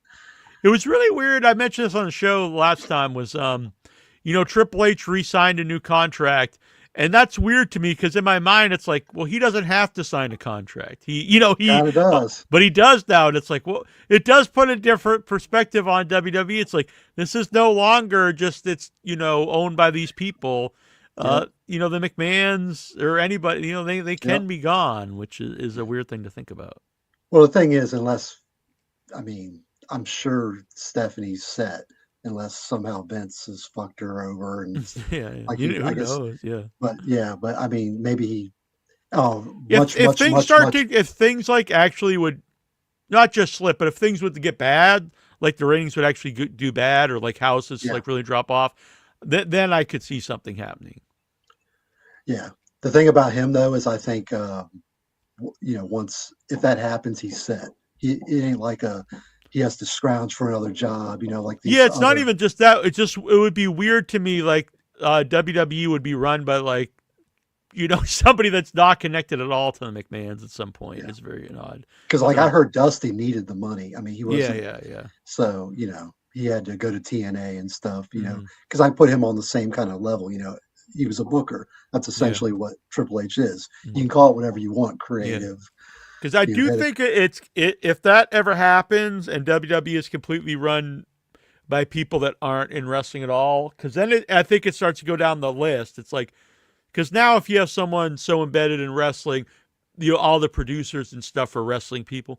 But if it was run by just like a corporation, then I think down the then you can start getting rid of all the road. I know Road Dogg's not there now, but those kind of people.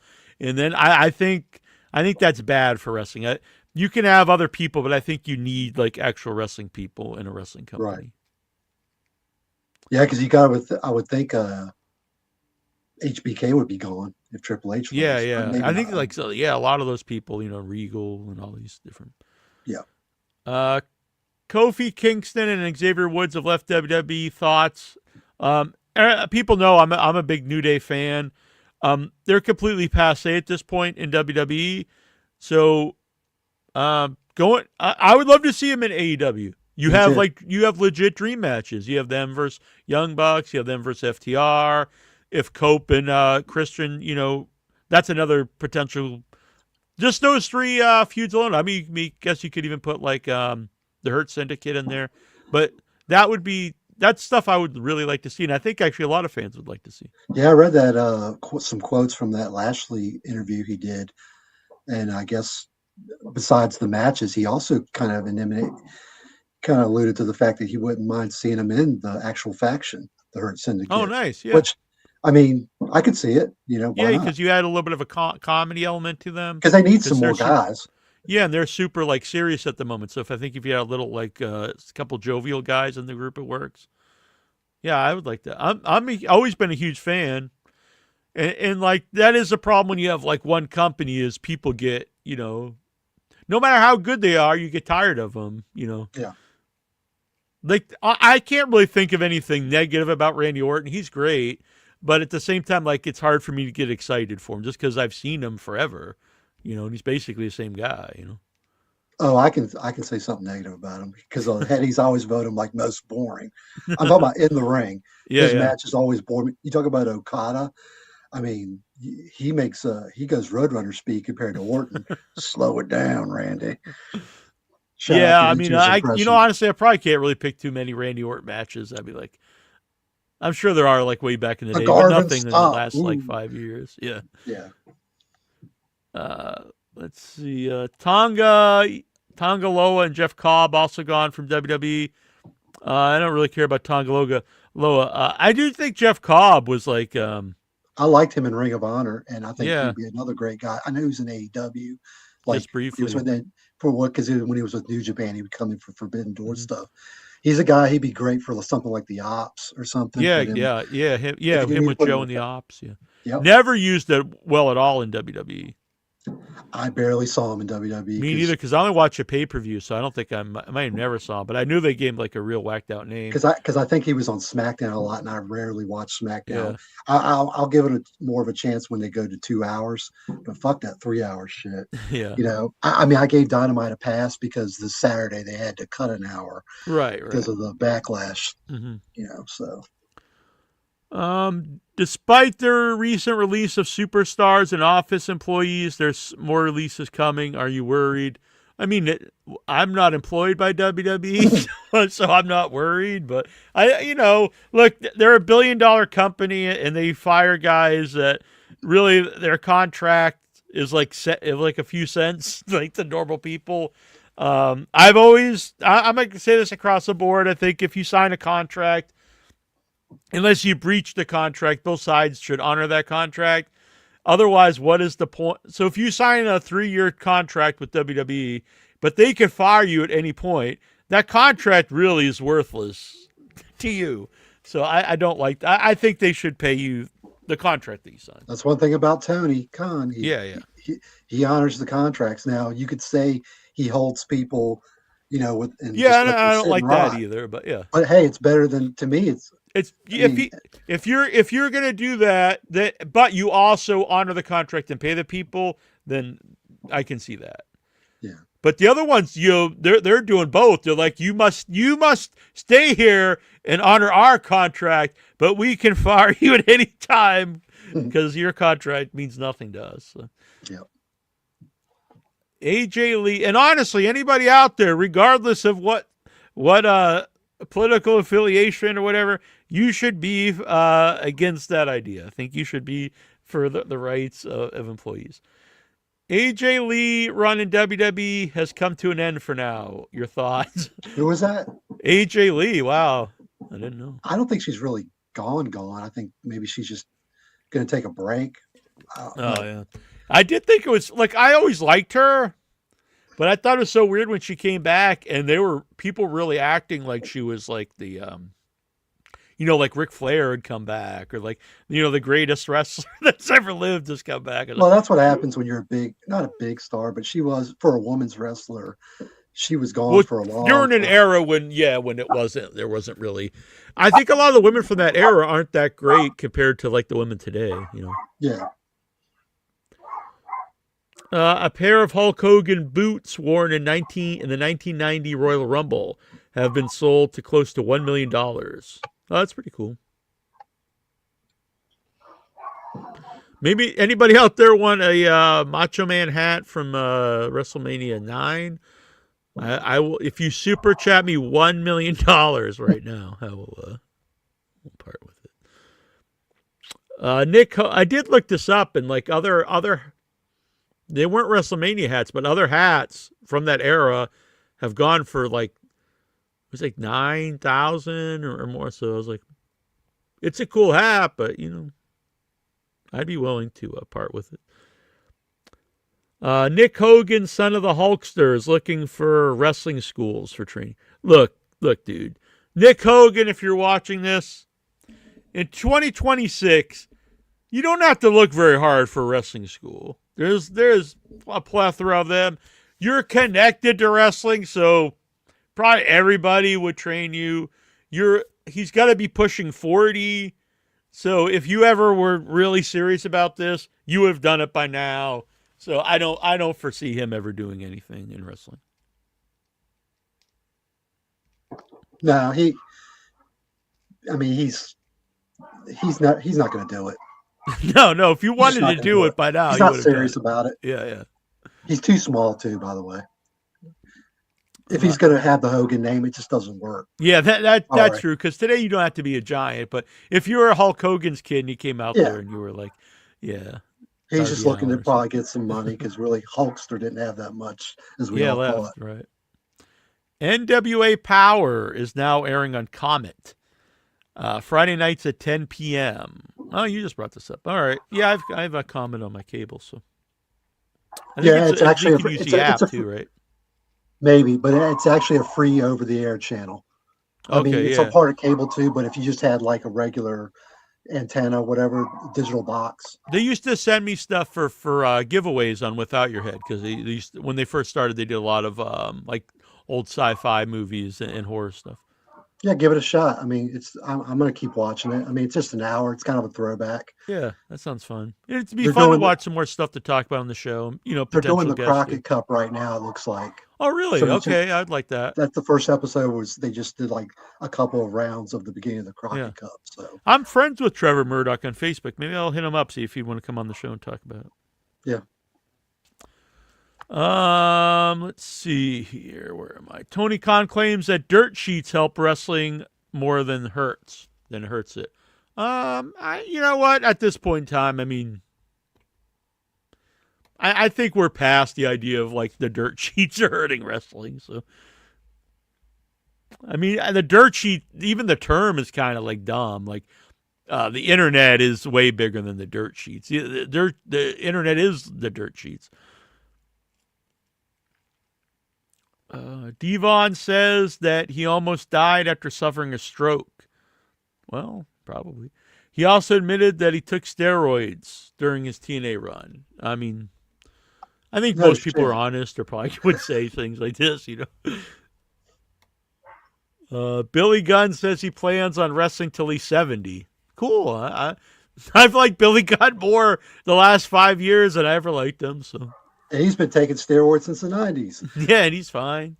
I do, I'll say, I honestly do think this. I don't think it's just steroids. I think the guys who did a lot of steroids and a lot of, coke and other drugs it's a bad combination because the steroids enlarge your organs, including your heart, and then you take other things that speed up your heart. And I think that's been the bad. Oh, don't get me wrong. I mean, Billy Gunn's a genetic freak, and obviously it also comes down to that too. Yeah. But I mean, he definitely has some help. He doesn't look like that at his age. Oh yeah. Without some assistance, Yeah. but still, he puts Yeah. in the work. You can tell. Yeah, that's the thing with people like just. It's all relative because like almost everyone we used to watch were on steroids, but some were just kind of like barrel-chested guys or something. So like would Lex Luger look like Cactus Jack if he didn't take steroids? No, he still would have been a Jack guy. You know what I mean? Yeah. But he wouldn't look just, nearly as good as he did. No, exactly. Because we did see him when he was clean as a narcissist, and he was still jacked. He's just thinner. Yep. Pop star singer Shakira has performed in front of more than 2 million people at a free concert. Bullshit question. Yeah, who cares? What year is this anyway? Shakira? She like still alive? Sorry, if there was wrestling involved in that question, I apologize, but it sounded like a bullshit question to me. It was. Which song and artist is playing in your head right now? Dude, I don't know. The Demolition theme. Some of these, I think I will just skip some of these. Like, sorry. I mean, like, do you hate delays? Who's going to be like, I love when things are delayed?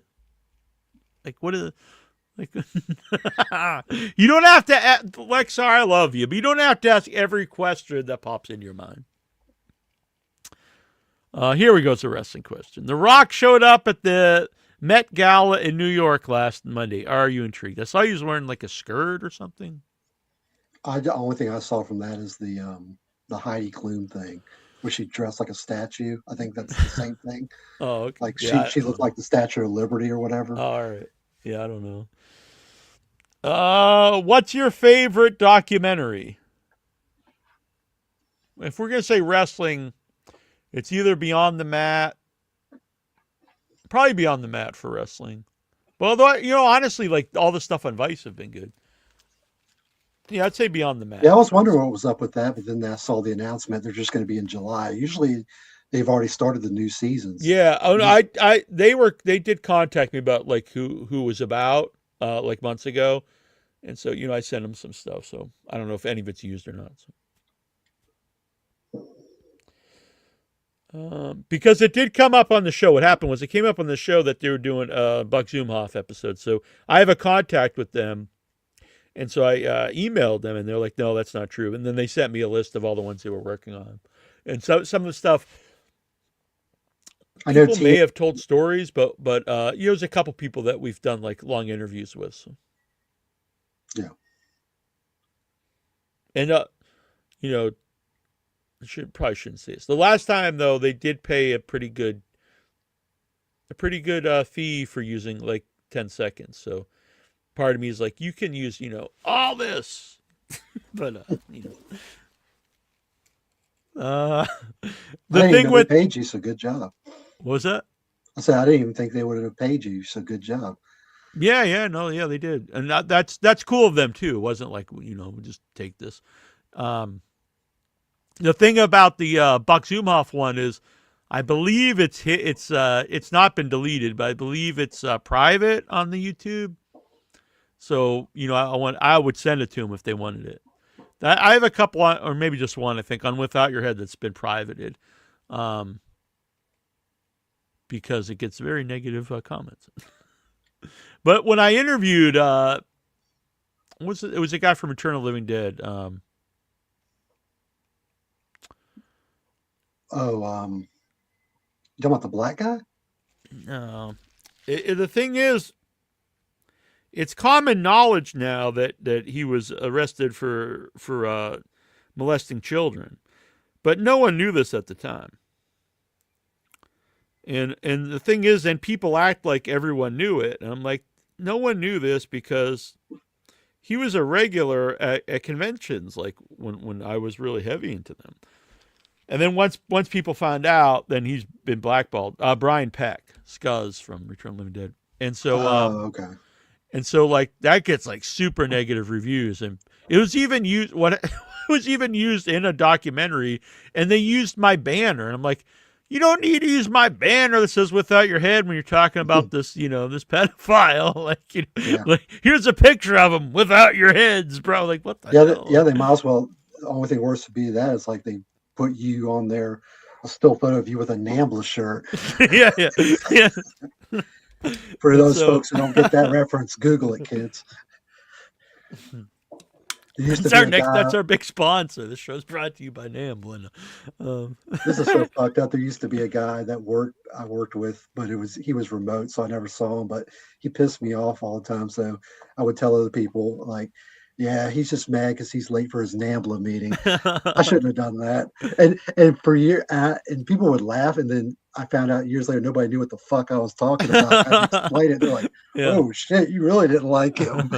There's a great episode of Mr. Show. If you ever watch it, it's my favorite like sketch comedy, and they have like an award show for like advertising, and one of them's like an advertisement for NAMBLA.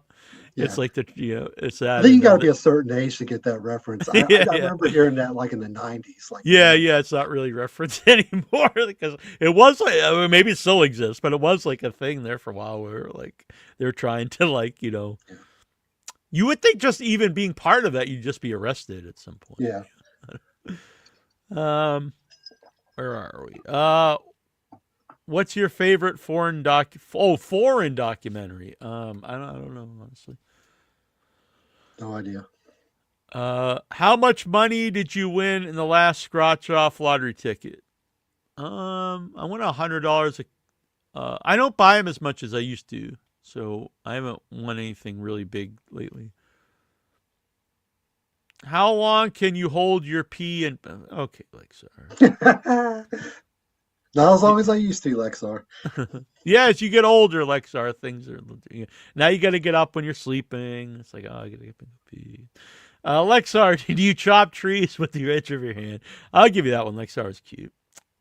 All right. He chops it with his dangly. I'm skipping some of these, Lexar. I'm sorry. Here we go. My mom, this is not wrestling, but we'll ask this. My mom is kind of upset because she won't be able to fit, I guess he meant fly to Ecuador for summer again this year. I told her we can find cheap airline tickets for the trip. Can Neil help us find which airline offer cheap prices for international flights? If you really do want help with that, I mean, if you have Google, but I know maybe you don't have internet, Lexar, so I'll look that up for you, I guess. I don't mind doing that. This is a real thing I'm throwing out there. I'm not trying to be a dick or anything, Lexar.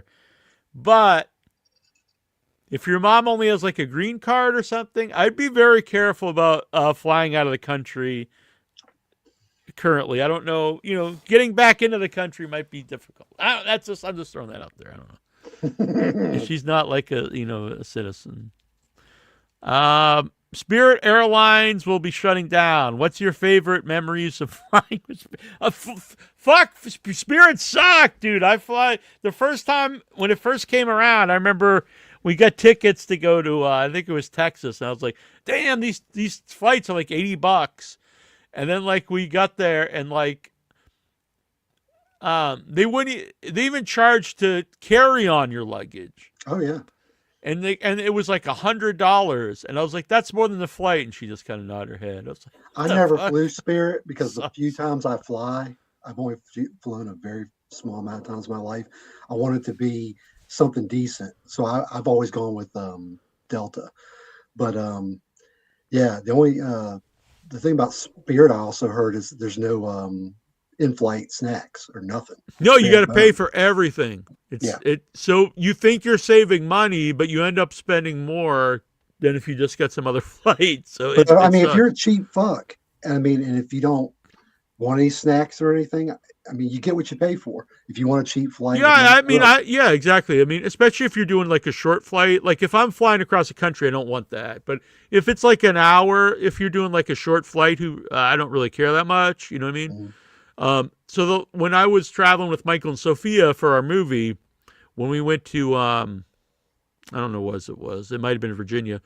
And so what happened was I flew to LA. We did some stuff out there, and then we flew to Virginia, and we screened the movie there. Then I flew from Virginia back to Boston, and they had booked a flight, and they got Spirit, but the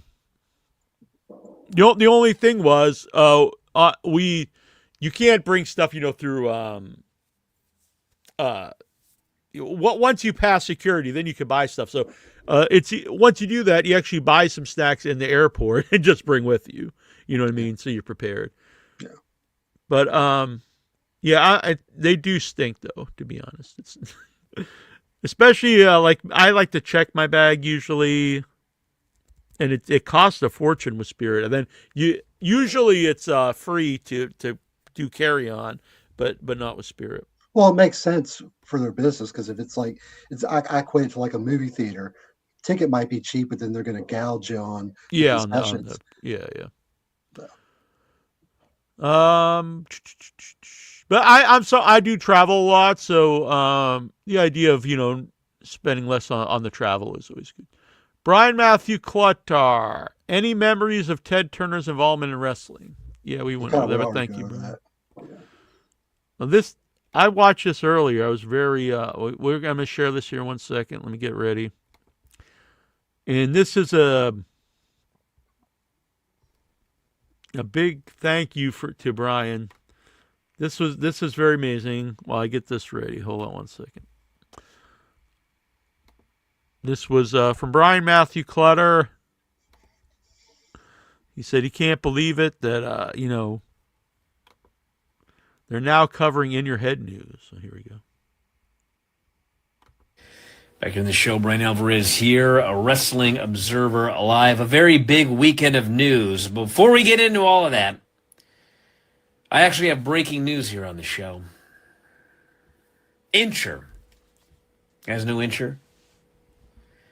Incher is leaving the IYH podcast. After enduring his co-host's that's me. antics literally for years. He could endure these antics no more. And now, Neal must barrel on through, in fact, as the solo host of this podcast.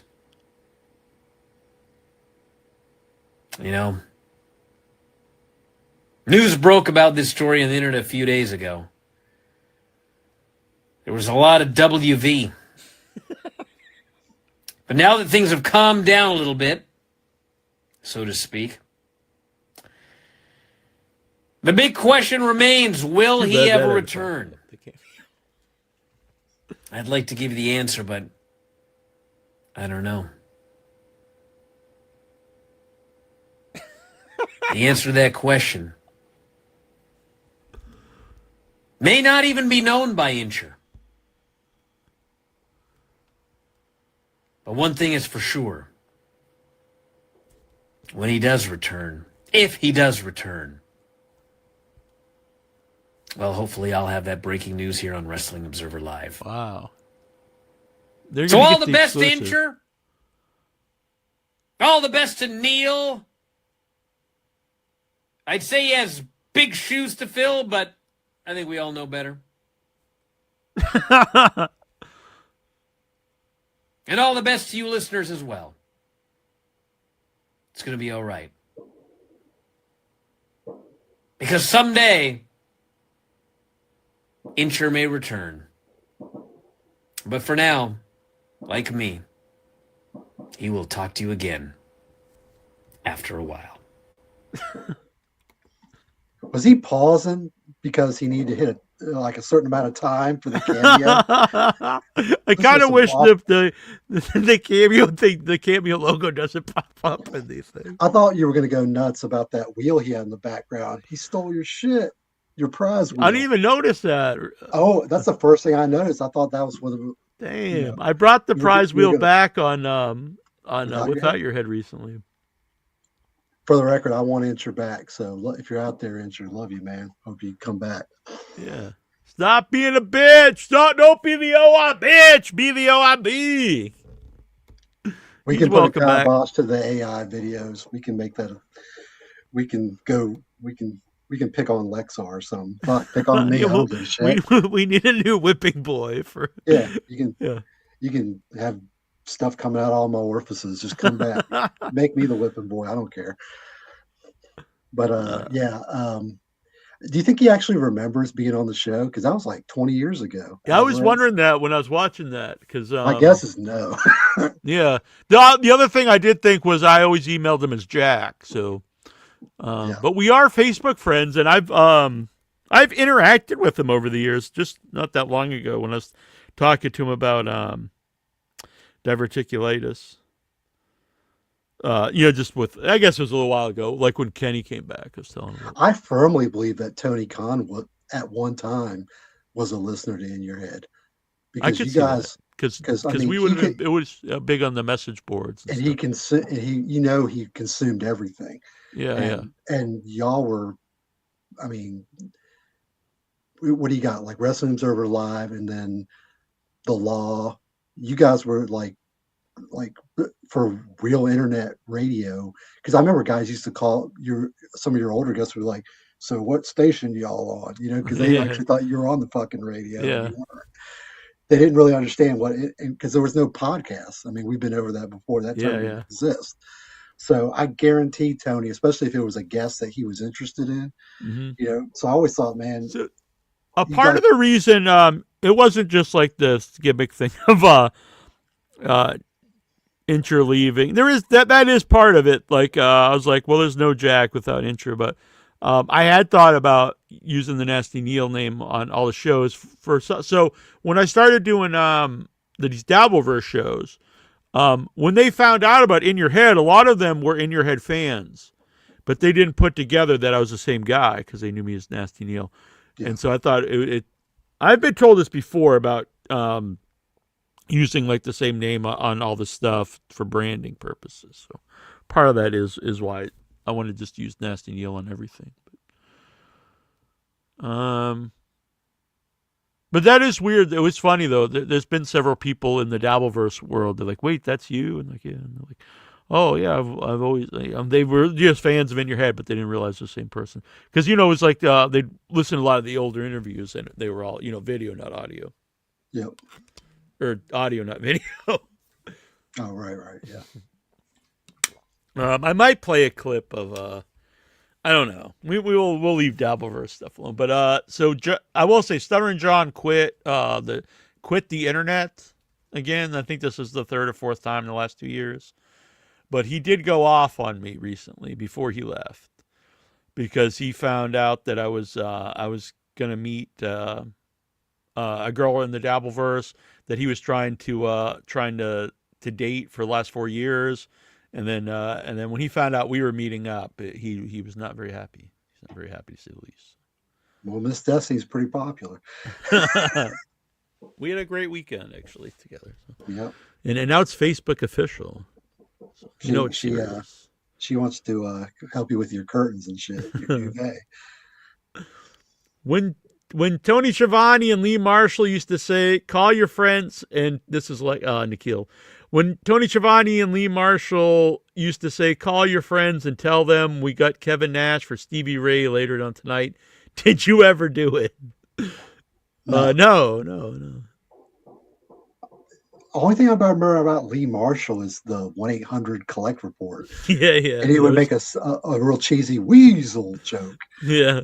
That's all I remember him from WCW. We're going to be in Boston, where they have, Boston baked weasel, or it's just something like so shoehorned in that it was just bad. Yep. Welcome to 10 years ago. Then I tried to get him.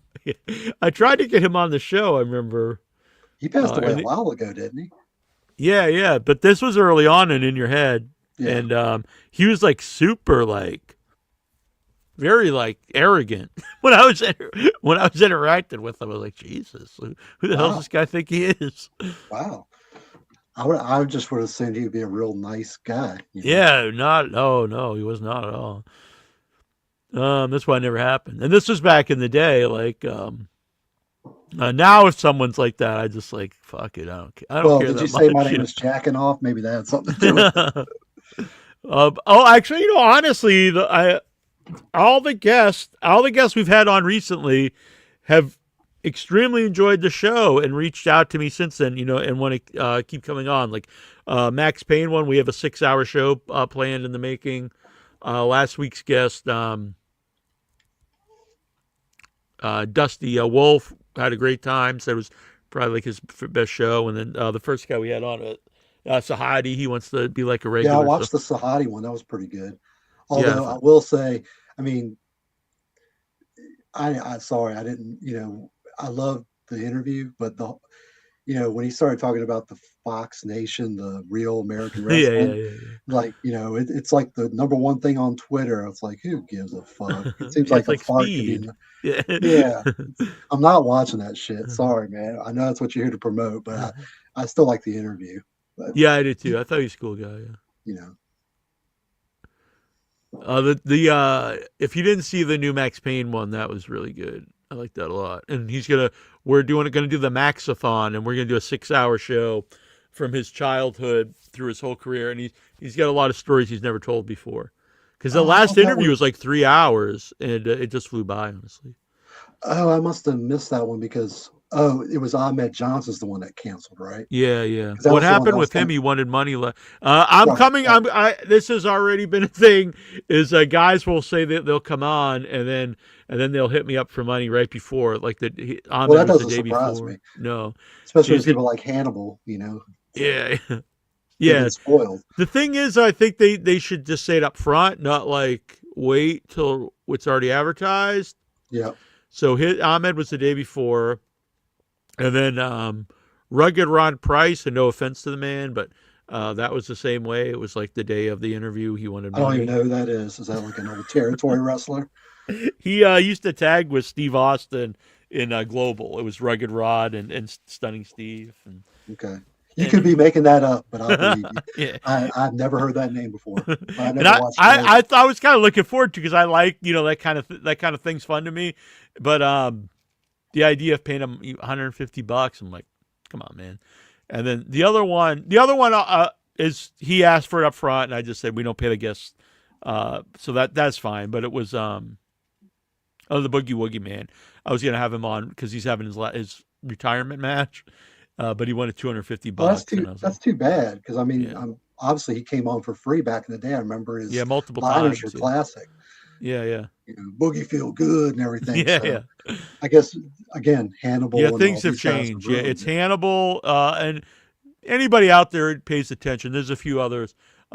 They all pay. So it's completely changed. It's changed the game for everybody. Then It's too bad. I don't watch Hannibal hardly ever anymore because you have to pay to go on his show because he's rotten. I'm Yeah, sorry. That voice, I know he can't help it, but it's like, ooh. It's like Bret Hart's got more charisma, former Yeah. stroke victim. It's too bad because I always thought it was a good interview, and I think I'm a better interviewer now than I was. Oh, So yeah. these last three that we did, I thought were actually really, really good interviews. So I'm going to get people on, but it's too bad it's not the same as it used to be. But I've got some cool people lined up like Cougar J, and I like those kind of things. Cougar J was he wrestled Great Muta in his first WCW match. He tagged with George South when they lost to the Ding Dong. So he was, an enhancement guy in the NWA, but a guy that like would beat other enhancement guys and was around a while. He had a trading card back in NWA. And, So sort of like the guy I would equate that to is like Italian. yeah, like that, or like maybe not quite Sam Houston, but that kind of guy.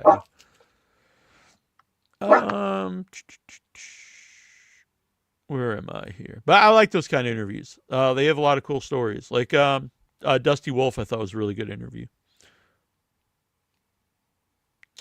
So yeah, if you don't know, it's Dusty Wolf, longtime WWF, jobber, and then they changed his name to Dale Wolf when they hired Dusty Wolf because they didn't want two Dusties in the promotion, which I thought was cool. And there's a lot of stories. Like he was in wrestling for like 25 years. Yeah, I just got to get used to all these new times for the show because now it's not. Yeah, I the should same time anymore. I should be consistent with that and just pick a day. I kind of like doing it earlier, like today. So Yeah. I might do Friday is fine for me. Actually, maybe we'll start doing it Fridays at 5 or 6 or something. I like that. I think after Dynamite's a great time too because it's fresh. But Yeah. I understand because I actually thought you were doing it after Dynamite, but I kind of glad you didn't because it was 3 hours. That would have been My late plan show. was, and then when I saw it was 3 hours, I'm like, by the time I get ready, it's gonna be 11:30, and then like it's gonna be like 2, after 2, and so Yeah. I like it too because it's right after the show. But anybody out there, if you have a preference, like either right after Dynamite or like Friday, early after or late afternoon, early evening, whichever is better, either of those two would probably be best for me. Tuesday Or be is like Monday Night Mayhem and do it right during Monday Night Raw. no, yeah. I never really cared for the Tuesday night, and I knew it worked for entrance. That's fine if we had to do that, but And there was no wrestling except NXT, but I didn't watch that, so yeah, Tuesday night was good. the only too. issue for me was it was 6 days after Dynamite. Yeah. So like by the time rolled around, it's kind of like I can't really remember it. And at that time, who cares? But on this first episode of I missed one. The first month Davey Boy Smith was in WCW, he had to wrestle Mongo, Sick Boy, Brian Adams, The Public Enemy, and Conan. What type of evil person? He's going off his face on all sorts of shit, and his knees are shot. Let's see what he can do with these boys. Well, I mean, you got to wrestle. Those are guys that were there, so I don't know. If you're going to be in wrestling, you have to wrestle the people on the roster. I'm sure he was getting good money because Eric, that's 98 when Bulldog came in because it was after Brett. Mm-hmm. I'm sure he signed a good contract, more money than he would have made with Vince. And it's not like they were working every day at that point. So, to be honest, they were doing him a favor because he wasn't in condition to perform. No. I mean, I was, you should have been gaming at this time. I have this game for PlayStation called Warzone, shitty wrestling game. Yeah, I remember. And it had like promos, and he's like all fucked up. Mm-hmm. He's like slurring his words. Feel the wrath of the bulldog. Yeah. I think I'm partial to Friday. I also think with guests, it'll probably be easier to get a guest on in the late afternoon, early evening instead of like 11 at night. So, I think maybe we'll go with that. I liked it, but I do think if it's a consistent time, it's easier for people to be here. On this first episode of Thunder, due to the slapdash nature of its debut, the set was ready yet. I guess not ready yet. So they shipped in some random stuff from Turner's prop division. What are your memories? I actually never knew that. That's kind of an interesting story, though. That the set was just kind of thrown together at last minute. Yeah, I do remember that first episode. Like they had a different set. Like the door kind of came apart like that. Like people were manually pulling it. It looked like a stone wall. It came apart. They never used it again. I used to like that in WCW Saturday Night when the door would slide open, and some of the guys would do stuff with the smoke, like they would inhale it and blow it out, and different things like that. Looking back, though, honestly, I do think that was not the beginning of the end, but it definitely did start to go down in quality when they added Thunder. Yeah. And I mean, honestly, I think that with AEW, I think even though there's been collisions I think adding another show does take away from your product. There's just so much of it.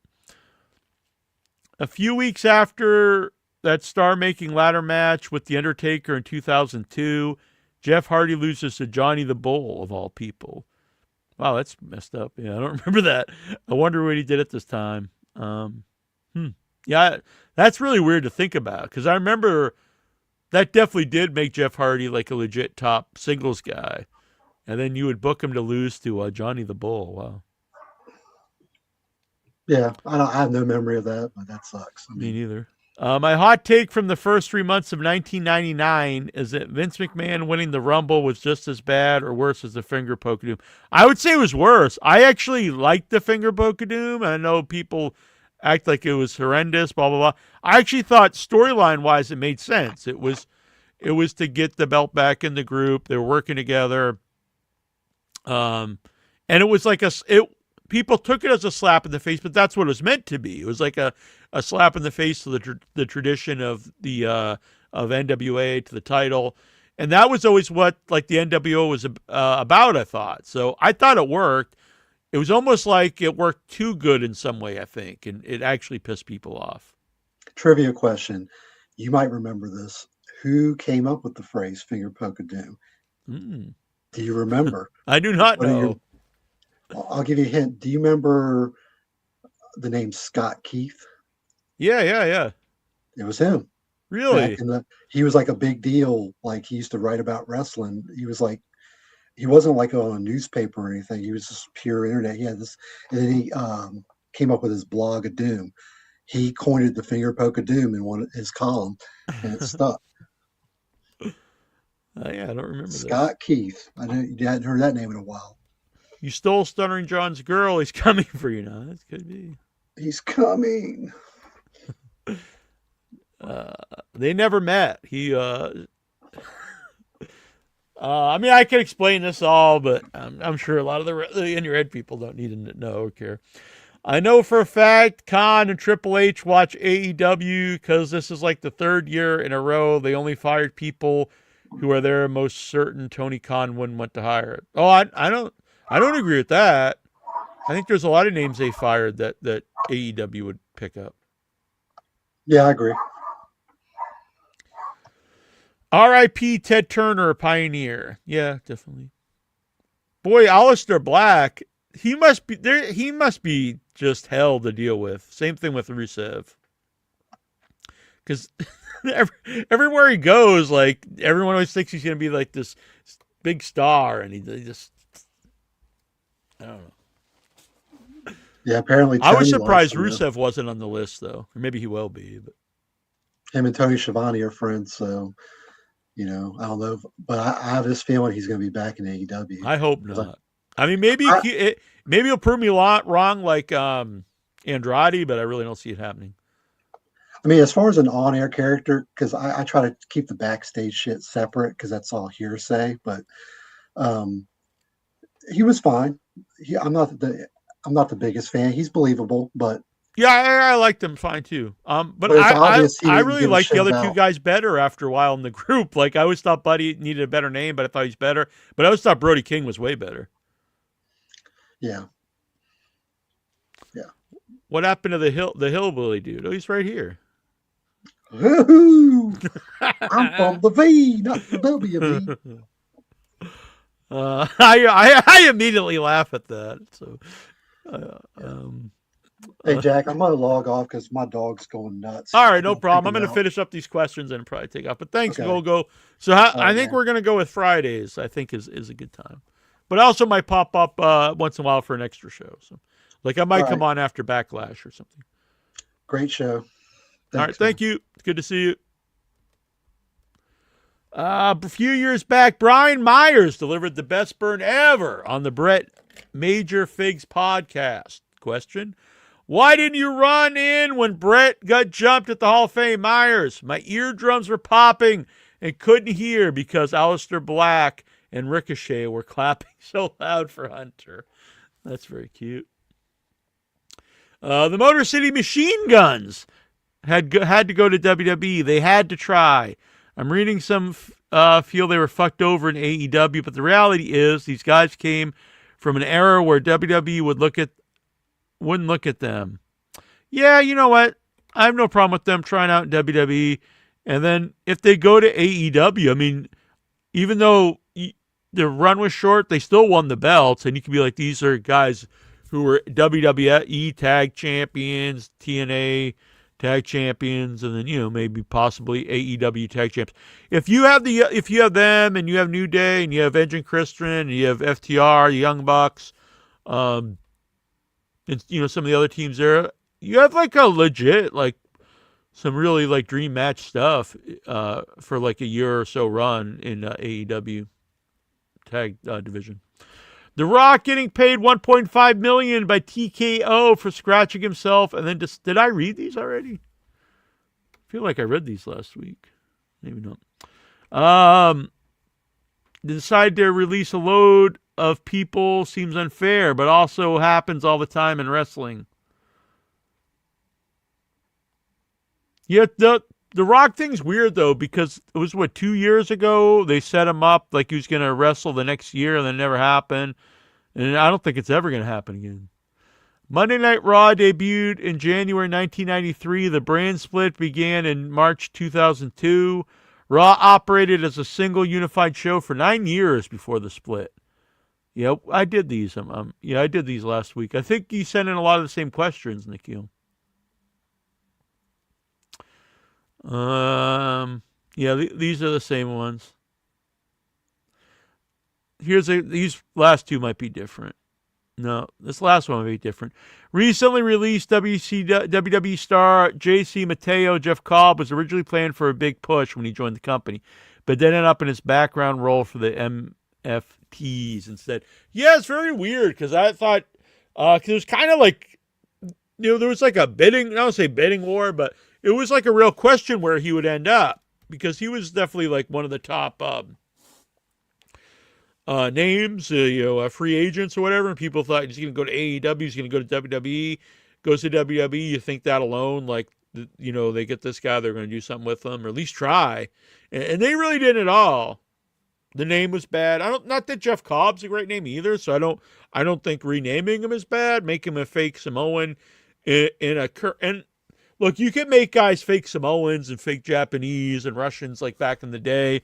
Today, it's a little harder to do that because, just wrestling is more open and you have the internet. So it was bizarre. And you had like so many real family members anyway. So I don't really understand the point. But that's a guy I would like to see in AEW. I know they get so many people anyway, but I think he's definitely a top dude.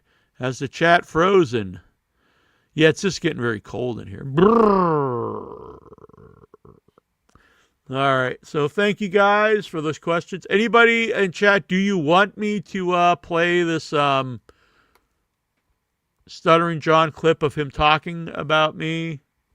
Yes or no? If you don't answer in 10 seconds, we're going to take off. 10.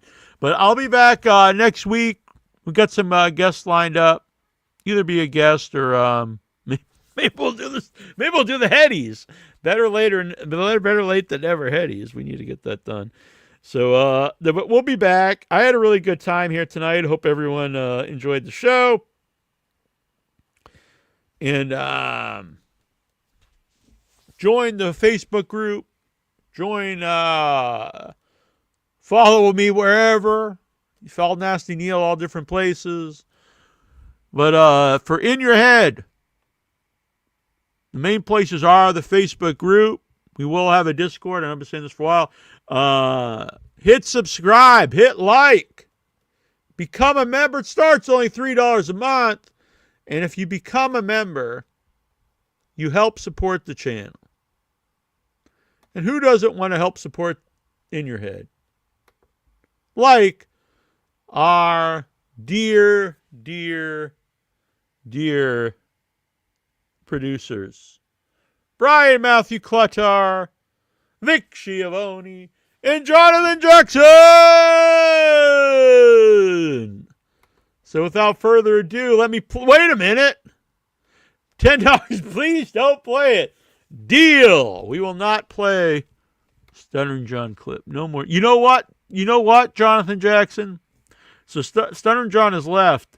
And for a while, I had to keep up with this because I'm on like some of these Dabbleverse streams. And then I was like, this is like work trying to watch this bullshit. So I'm really happy that he is gone. So just mention our producers. Let's go over the other fine folks that help support the channel. Your shout outs, my friends, my colleagues. Nate G, Mikey B. I believe Nate G was in the chat earlier. Sorry I didn't shout him out then. Mikey B, Toronto Stevie, Double Guns, Tuesday Booker, Girth Brooks, the VSW, Terry Lynn, Boom Man, Lesnar, Hans Ajuka, Eric Everett, Chaos Theory, Phoenix Turn, $2 Ball Washer, Taylor Jenkins is Dark, Scott Roll, Bold 182, Raider Dre 420, Alexander Arca, and Deadcon Despair. That is our Hall of Famers. And also thanks to all our Headyverse members out there, the $3 tier. But if you join the $5 tier, you get a shout out here every week by Nasty Neal. All right, until next time, this is Nasty Neal. If you have some questions and you're not on Facebook, which I know not a lot of people are, because not everyone is old like me, you can email me at iyhwrestling@gmail.com, and we will answer them here on the show, or join the live chat. Send them in, folks, and I answer most things, unless it's really horrendous. You know what? Let's be honest. If it's horrendous, I'll probably answer too. All right, guys. I had a good time. I hope you did too. And so, good night, everybody. Let's see. Do I have the theme song play? Yes, I do. All right. Playing us out with the old Ron Hex, Andre the Giant tune. And one final shout out to Jonathan Jackson! Andre the Giant. Andre was big. Yeah, yeah, yeah. It was not small. No, no, no. Andre could drink and he could fight. Drink, drink, drink. Fight, fight, fight. Andre was big. Yeah, yeah, yeah. It was not small. No, no, no. Andre could drink and he could fight. Drink, drink, drink. And fight, fight, fight. Andre the Giant. Andre was big. Yeah, yeah, yeah. It was not small. No, no, no. Andre was great. He was not bad. A great big heart and a great big man.